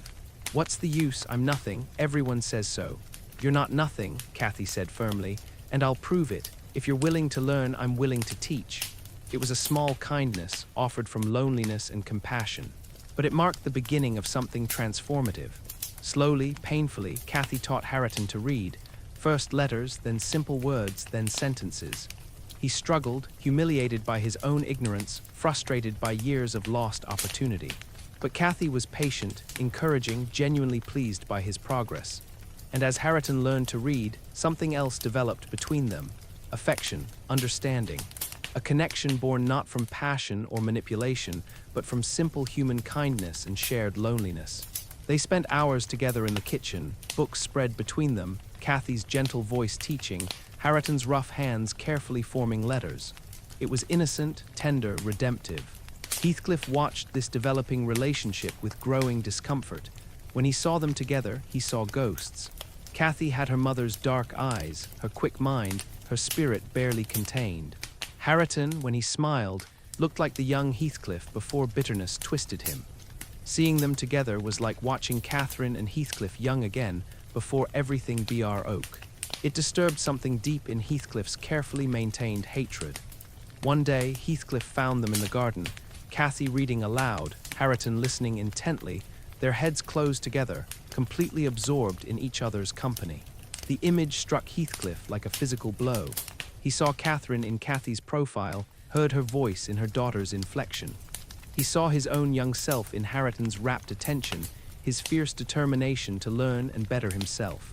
It was unbearable, and yet Heathcliff could not look away. That night, standing by Catherine's grave, as he had done countless times over the years, Heathcliff spoke to the darkness. "They're like us," he whispered. "Catherine, do you see? They're like we were before everything went wrong. Should I destroy them too? Is that what you want?" The wind answered in its wordless voice, neither condemning nor absolving, simply present. And for the first time in decades, Heathcliff felt something shift inside him. Not quite softening, not quite mercy, but a weariness with revenge, a recognition that destroying the young lovers would change nothing, bring back nothing, heal nothing. The plan he'd pursued so relentlessly for so long began to feel pointless. What did he really gain from Harriton's degradation or Cathy's imprisonment? Not Catherine, never Catherine. The first crack appeared in Heathcliff's armor of hatred. Small, barely perceptible, but present nonetheless. The relationship between Cathy and Harriton deepened through the quiet winter months. What had begun as simple reading lessons evolved into genuine companionship, then affection, then something deeper that neither of them quite knew how to name. Harriton had never known kindness like Cathy offered. He had grown up with Heathcliff's contempt, believing himself worthless, degraded beyond redemption. But Cathy saw something else in him, intelligence struggling against ignorance, gentleness buried beneath roughness, dignity that degradation could not quite destroy. "You're not stupid, Harriton," she told him one afternoon as they sat by the fire, a primer spread between them. "You've simply never been taught. That's not your fault." Harriton looked at her with such gratitude it made her heart ache. "You really think I can learn?" "I know you can," Cathy said firmly. "You're already learning. Look how far you've come in just 3 months. You can read simple books now. That's remarkable." Harriton's rough face flushed with pleasure. "It's because you're a good teacher. It's because you're a good student," Cathy countered, smiling. Their eyes met and something passed between them, recognition, connection, the beginning of love. For Cathy, Harriton represented something entirely different from her forced marriage to the weak, whining Linton. Harriton was strong, capable, honest. Yes, he was rough and uneducated, but those were circumstances, not character. Beneath the surface Heathcliff had created, Harriton was good. For Harriton, Cathy was a miracle. Beautiful, kind, patient, she treated him like a human being worthy of respect when the rest of the world, especially Heathcliff, treated him like dirt. He loved her helplessly, desperately, with a devotion that was both touching and heartbreaking. They began to spend all their time together, reading by the fire, walking in the garden when weather permitted, talking about books, about ideas, about dreams for a future that seemed impossible, but which they dared, tentatively, to imagine. Heathcliff watched this transformation with increasingly disturbed fascination. Every time he saw them together, he saw ghosts. Catherine young and laughing, himself before bitterness twisted him. The possibility of what he and Catherine might have been if the world had been kinder, if choices had been different. It tortured him. And yet he found he could not stop it. Once, he would have crushed any happiness that bloomed at Wuthering Heights. He would have separated them, degraded Harriton further, punished Cathy for daring to find joy. But now, watching them, he felt only weariness. What was the point? What did any of it matter? Catherine was still dead, still absent, still the only thing that had ever truly mattered, and revenge had not brought her back. Nothing would bring her back. One evening, Heathcliff entered the kitchen to find Cathy teaching Harriton to write his name. Harriton's large, rough hand gripped the pen awkwardly, his face screwed up in concentration. Cathy guided his hand gently, patiently. "There," she said as Harriton finally scratched out Catherine Earnshaw in uneven letters. "You did it. Your name. Now you can sign documents, mark your property, claim what's yours." "It's not mine," Harriton said quietly. "Nothing here is mine. It all belongs to him." He glanced toward Heathcliff standing in the doorway. Heathcliff felt that glance pierce him. It was true. He had taken everything from Harriton: education, dignity, inheritance. And for what? For revenge on a dead man, for symmetry, for a justice that tasted like ashes in his mouth. "It should be yours," Cathy said fiercely. "This house, this land, you're the rightful heir, Harriton. Your grandfather built this place. Your father owned it. By all rights, it belongs to you." Heathcliff turned and left without speaking, but the conversation haunted him. Harriton was the rightful heir. Heathcliff had stolen that from him just as Hindley had stolen Heathcliff's dignity. The cycle of revenge had perpetuated itself, solving nothing, healing nothing, only spreading the same pain across generations. That night, standing by Catherine's grave as he did almost every night, Heathcliff spoke into the darkness. "They love each other, the young ones. They're healing what we broke. Should I let them? Catherine, give me a sign. Tell me what to do." The wind answered as always, wordless, eternal, neither helpful nor condemning. But something had begun to shift in Heathcliff. The obsession that had driven him for decades was loosening its grip. He still felt Catherine's presence everywhere, still spoke to her ghost, still lived half in the world of the dead. But the hatred that had sustained him felt suddenly hollow. Looking at Cathy and Harriton, finding happiness in each other, Heathcliff recognized something that made his carefully cultivated revenge seem pointless. They were better than he and Catherine had been. They were choosing kindness over pride, choosing to heal rather than hurt. They were breaking the cycle. Cathy pulled Harriton out of degradation through education and compassion. Harriton met her efforts with grateful devotion. They didn't have the wild, impossible passion that had destroyed Catherine and Heathcliff. They had something gentler, steadier, something that might actually survive. Heathcliff began to withdraw from interfering with them. When he saw them together, he turned away instead of interrupting. When Harriton asked permission to spend time with Cathy, Heathcliff waved his hand dismissively. "Do what you want," he seemed to say, "I no longer care." The truth was more complex. He did care, but his capacity to act on that caring had eroded. The energy that had fueled his revenge for so long was draining away, leaving only exhaustion and a strange, growing longing. He began to see Catherine everywhere, not metaphorically, actually see her. A figure on the moors at twilight, a face at the window, a presence in the room when he woke at night, her voice in the wind calling his name. His behavior grew strange. He wandered the moors at night, calling for Catherine. He stopped eating, claiming food no longer interested him. He stared at empty spaces as if seeing someone the rest of the household could not. "Catherine's clothes," he murmured to Nellie one day. "I can feel her. She's nearly here. Soon we'll be together. Soon this will all be over." Nellie, frightened by his appearance, he had grown gaunt, his eyes feverish, his manner disconnected from reality, tried to urge him to eat, to rest, to see a doctor. "No," Heathcliff said simply. "I don't need doctors. I need Catherine, and she's coming for me. I can feel it, Nellie. After all these years of waiting, calling, begging, she's finally coming to take me with her." Whether this was madness or mysticism, delusion or genuine spiritual experience, no one could say.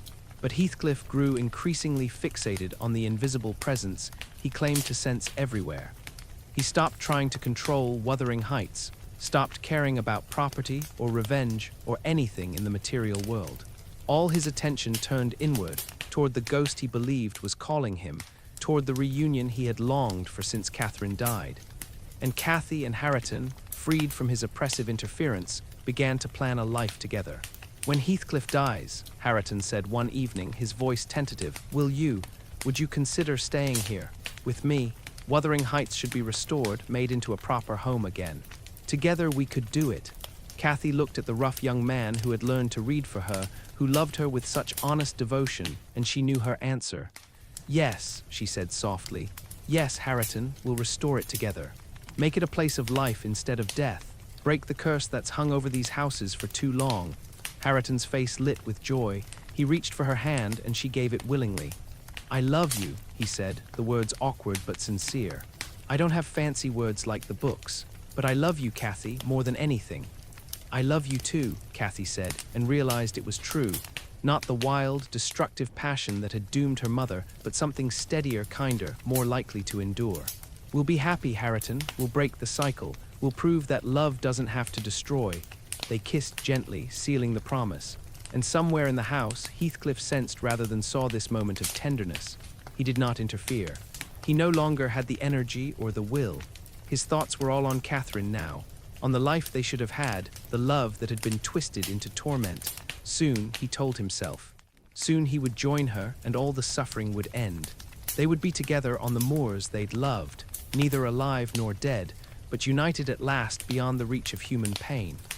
The wind rose that night, sweeping across the heather with its ancient voice. Heathcliff stood at his window, listening, and for the first time in years he smiled, not with happiness exactly, but with anticipation. Catherine was calling him home, and he was ready, finally, to answer. Heathcliff's final weeks were strange beyond description. He stopped eating almost entirely, claiming he had no appetite, that food tasted like ash in his mouth. He barely slept, and when he did, he would wake suddenly, calling Catherine's name, reaching for someone who wasn't there. He wandered the moors at all hours, day and night, indifferent to weather or fatigue. Nellie would see him from the windows of Wuthering Heights, a dark figure moving across the heather at midnight, at dawn, at twilight, always alone, always searching. Sometimes he spoke to the air as if it answered back. "Yes," he would say to the empty wind. "Yes, I'm coming. I'll be there soon, just wait a little longer." His physical appearance deteriorated rapidly. His face became gaunt, almost skeletal, his eyes burning with feverish intensity. His clothes hung loose on his shrinking frame. He looked like a man already half in the grave, held to life by the thinnest of threads. Nellie tried to intervene. "Mr. Heathcliff, you must eat, you must rest. You're killing yourself." "I'm not killing myself," Heathcliff replied, his voice surprisingly calm. "I'm finally allowing myself to die. There's a difference, Nellie. I've been dead inside since Catherine left. Now my body is simply catching up to my soul. But sir, don't worry about me," Heathcliff said, almost kindly. "This is what I want. This is what I've waited for. For nearly 20 years I've been haunted by her presence, tormented by her absence. Now she's calling me home. Can't you hear it?" Nellie heard only wind, but Heathcliff heard something else, something that drew him like a moth to flame. He spent increasing amounts of time in Catherine's old room at Wuthering Heights, the room where Lockwood had slept that first fateful night, where Catherine had carved her names into the wooden panels as a girl. Heathcliff would sit there for hours, staring at nothing, smiling sometimes, speaking to someone only he could see. "I know," he murmured to the empty air. "I know I've kept you waiting, but I couldn't come before. I had things to finish.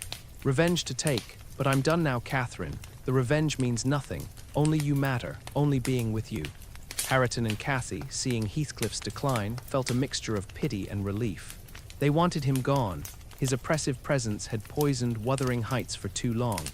But watching him waste away, clearly mad, speaking to ghosts, they couldn't help but feel compassion for the suffering that had driven him to such extremes. "He loved her that much?" Cathy asked Nellie one evening, watching Heathcliff through the window as he wandered the moors in the rain, indifferent to the wet and cold. "More than that," Nellie said softly. "He loved her more than life itself. More than sanity, more than redemption. It destroyed them both." "How sad," Cathy whispered. "How terrible," Nellie corrected. "That kind of love is not romantic, child. It's destructive. It consumes everything around it. You and Hareton, you have something better. Treasure it." Cathy nodded, understanding. She looked at Hareton, steady and kind, reading by the fire, and felt grateful for the gentler love they shared. One night Heathcliff came in from the moors later than usual, soaked with rain, his hair wild, his eyes blazing with an unearthly light.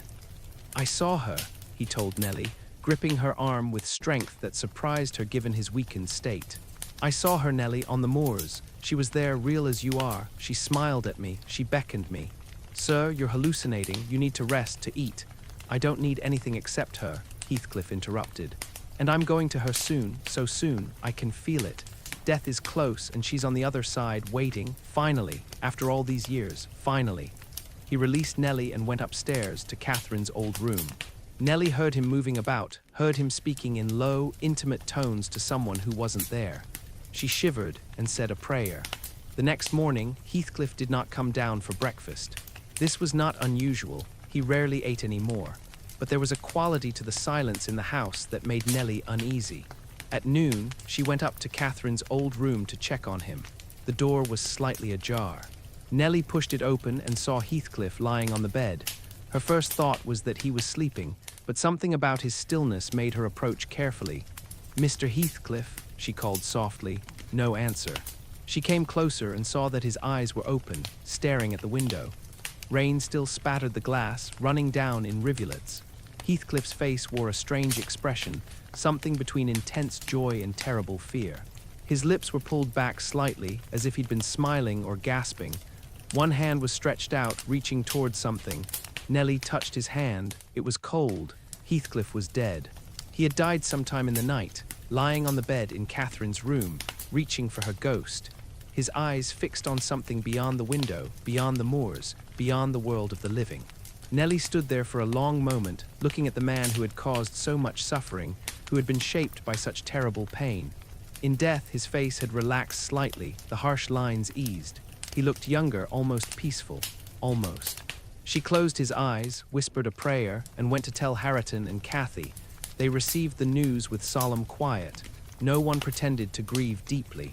Heathcliff had been a force of destruction for too long. But they recognized the tragedy of his wasted life, the love turned to poison that had consumed him. "What do we do with the body?" Hareton asked.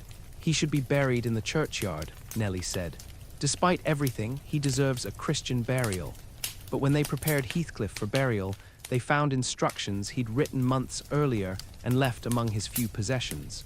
His handwriting was bold, decisive. "When I die, bury me next to Catherine Earnshaw. Remove the side panel from her coffin and from mine where they face each other, so nothing separates us in death as we were separated in life. We will lie side by side, soil mingling, becoming one as we always should have been." It was a disturbing request, macabre and troubling, but Hareton, now master of Wuthering Heights, decided to honor it. "He's suffered enough," Hareton said quietly. "Let him have this at least. Let them rest together." So they buried Heathcliff beside Catherine in the graveyard on the hill, just as he'd requested. The two graves lay side by side, so close the headstones almost touched. Catherine Earnshaw Linton and Heathcliff. No first name for him because he'd never had one. Just Heathcliff, born unknown, died consumed by love. The funeral was small. Hareton and Cathy attended. Nellie, a few of the farm laborers. The minister spoke briefly about mercy and forgiveness, though his heart wasn't in it. Heathcliff had never set foot in church, had lived without grace, had died apparently unrepentant. As they lowered Heathcliff's coffin into the ground beside Catherine's, a strong wind rose, sweeping across the graves, rustling the grass and heather. For a moment, standing there, Nellie could have sworn she heard laughter, faint, distant, wild. Catherine's laugh, young and free, echoed by a deeper voice. But it was only wind, only the Moors speaking in their ancient language. They covered the graves with earth. The minister said final prayers. And then everyone left, walking back down the hill toward the scattered farms and houses, leaving the dead to whatever peace or torment awaited them. That night, Hareton and Cathy sat by the fire at Wuthering Heights, holding hands, planning their future. The house felt different already, lighter as if a heavy shadow had been lifted. They spoke of repairs they would make, changes they would implement, the life they would build together. "No more darkness," Cathy said firmly. "No more revenge or hatred. We'll make this a place of healing, Hareton. We'll break the curse." "We already have," Hareton said, kissing her hair gently, "just by choosing to love instead of hate. We've broken it." Outside, the wind continued its eternal song across the moors. And whether Heathcliff and Catherine truly walked those hills in spirit form, reunited at last beyond death's reach, no one alive could say. The local shepherds claimed to see them sometimes, two figures on the moors at twilight, walking hand in hand, laughing in the wind. But shepherds were superstitious folk, prone to seeing ghosts and omens. Perhaps it was true. Perhaps Heathcliff had finally found his Catherine, and they roamed the heather together, free from the constraints of flesh and society and impossible choices, united in the wild landscape they'd always loved. Or perhaps it was only wind and shadow, and the power of stories to echo longer than lives. Either way, the living were finally free to move forward. And so our story comes to rest, like a candle burning down to its last gentle light. The wild passion that consumed Catherine and Heathcliff has finally found its end, not in triumph or tragedy, but in the quiet peace of graves side by side on a Yorkshire hillside. Cathy and Hareton married the following spring. It was a simple ceremony in the small church overlooking the moors, the same church where Catherine and Edgar had married decades before, where Heathcliff and Isabella had stood in forced union. But this marriage was different. It was chosen freely, built on patience and kindness rather than passion or manipulation. They divided their time between Wuthering Heights and Thrushcross Grange, restoring both properties to life and warmth. The dark shadows that had hung over the houses began to lift. Laughter returned to rooms that had known only grief. Gardens were tended, repairs were made. The cycle of revenge and degradation was finally, decisively broken. Hareton proved himself worthy of his inheritance and more. With Cathy's help, he continued to educate himself, not just in reading and writing, but in the management of property, in kindness, in the art of being fully human after years of deliberate degradation. He became the man he should always have been, the rightful heir to Wuthering Heights, gentle and strong, capable of love despite everything that had tried to crush that capacity out of him. Cathy became the woman her mother might have been if different choices had been made. She had Catherine's spirit, but tempered with compassion, with wisdom, with the ability to choose healing over pride. She honored her mother's memory not by repeating her mistakes, but by learning from them. Nellie Dean remained with them, growing old in the service of this happier generation, grateful to witness redemption after so many years of witnessing destruction. She would sit by the fire on winter evenings, telling stories of the past to Cathy and Hareton's children when they came along, ensuring that the history was not forgotten but was understood, learned from, transformed into cautionary tale rather than template. And the graves on the hillside, they rested undisturbed, side by side beneath the open sky. Locals sometimes reported seeing two figures walking the moors at dusk, a man and a woman, hand in hand, laughing in the wind. But whether ghosts or imagination, whether Catherine and Heathcliff truly found in death the union they'd been denied in life, remained a mystery. Perhaps it doesn't matter. Perhaps the point is not whether they walk the moors in spirit form, but what their story teaches those of us still living. Love, we learn, can be beautiful and terrible. It can inspire the greatest kindness and the cruelest revenge. Catherine and Heathcliff loved each other with a passion so fierce it could not survive in the world as it was. Torn between wildness and civilization, between heart and practicality, they made choices that destroyed them both and wounded everyone around them. But their children, biological and spiritual, made different choices. Cathy and Hareton chose gentleness over passion, healing over revenge, patience over pride. They proved that love does not have to consume to be real, does not have to destroy to be deep. The moors remain, eternal and indifferent, sweeping away from Wuthering Heights in endless undulations of heather and rock. The wind still blows as it has blown for millennia, carrying the scent of earth and weather and time itself. The sky still stretches vast and grey over the Yorkshire landscape, beautiful and harsh in equal measure. And somewhere in that wildness, in the space between earth and wind and memory, perhaps two souls finally rest, not in the quiet of forgetting, but in the peace of reunion, walking forever in the landscape they loved, free at last from the constraints that broke them in life. Let us hope so. Let us hope that love, however flawed and destructive it became, finds some form of redemption beyond the grave. Let us hope that Catherine and Heathcliff, who could not make their love work in life, found a way to make it whole in death. And let us hope that we, still living, learn from their mistakes, that we choose kindness when pride tempts us, that we choose honesty when fear makes us want to hide, that we choose healing when revenge seems justified. Sleep now knowing that even the darkest stories can lead to light, that even the most tangled histories can be redeemed, that the children can break the patterns of their parents, that love, properly understood, builds rather than destroys. Let Cathy and Hareton remind you that second chances exist. Let the wind on the moors remind you that wildness and civilization can coexist. Let the graves side by side remind you that in the end, after all the pain and pride and passion, we all return to the same earth, equal and quiet. Tomorrow is another day, with its own joys and sorrows, its own choices to make. But tonight, rest in the knowledge that stories end, wounds heal, cycles break. Rest knowing that love, real love, gentle love, patient love, can survive what destroys passion. The fire is burning low now. The house is quiet. Outside, the wind moves across the heather in its ancient rhythm, neither beginning nor ending, simply continuing in the way wild things do, indifferent to human drama, outlasting all our grief and joy. Close your eyes, let the story rest. Let Catherine and Heathcliff rest on their hillside, together at last. Let Cathy and Harriton build their future in the houses that once held only ghosts. Let the moors stretch on forever, beautiful and terrible and eternal.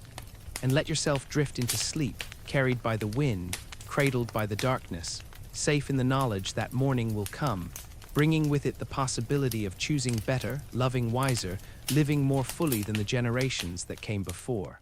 Good night, dear listener. Sweet dreams.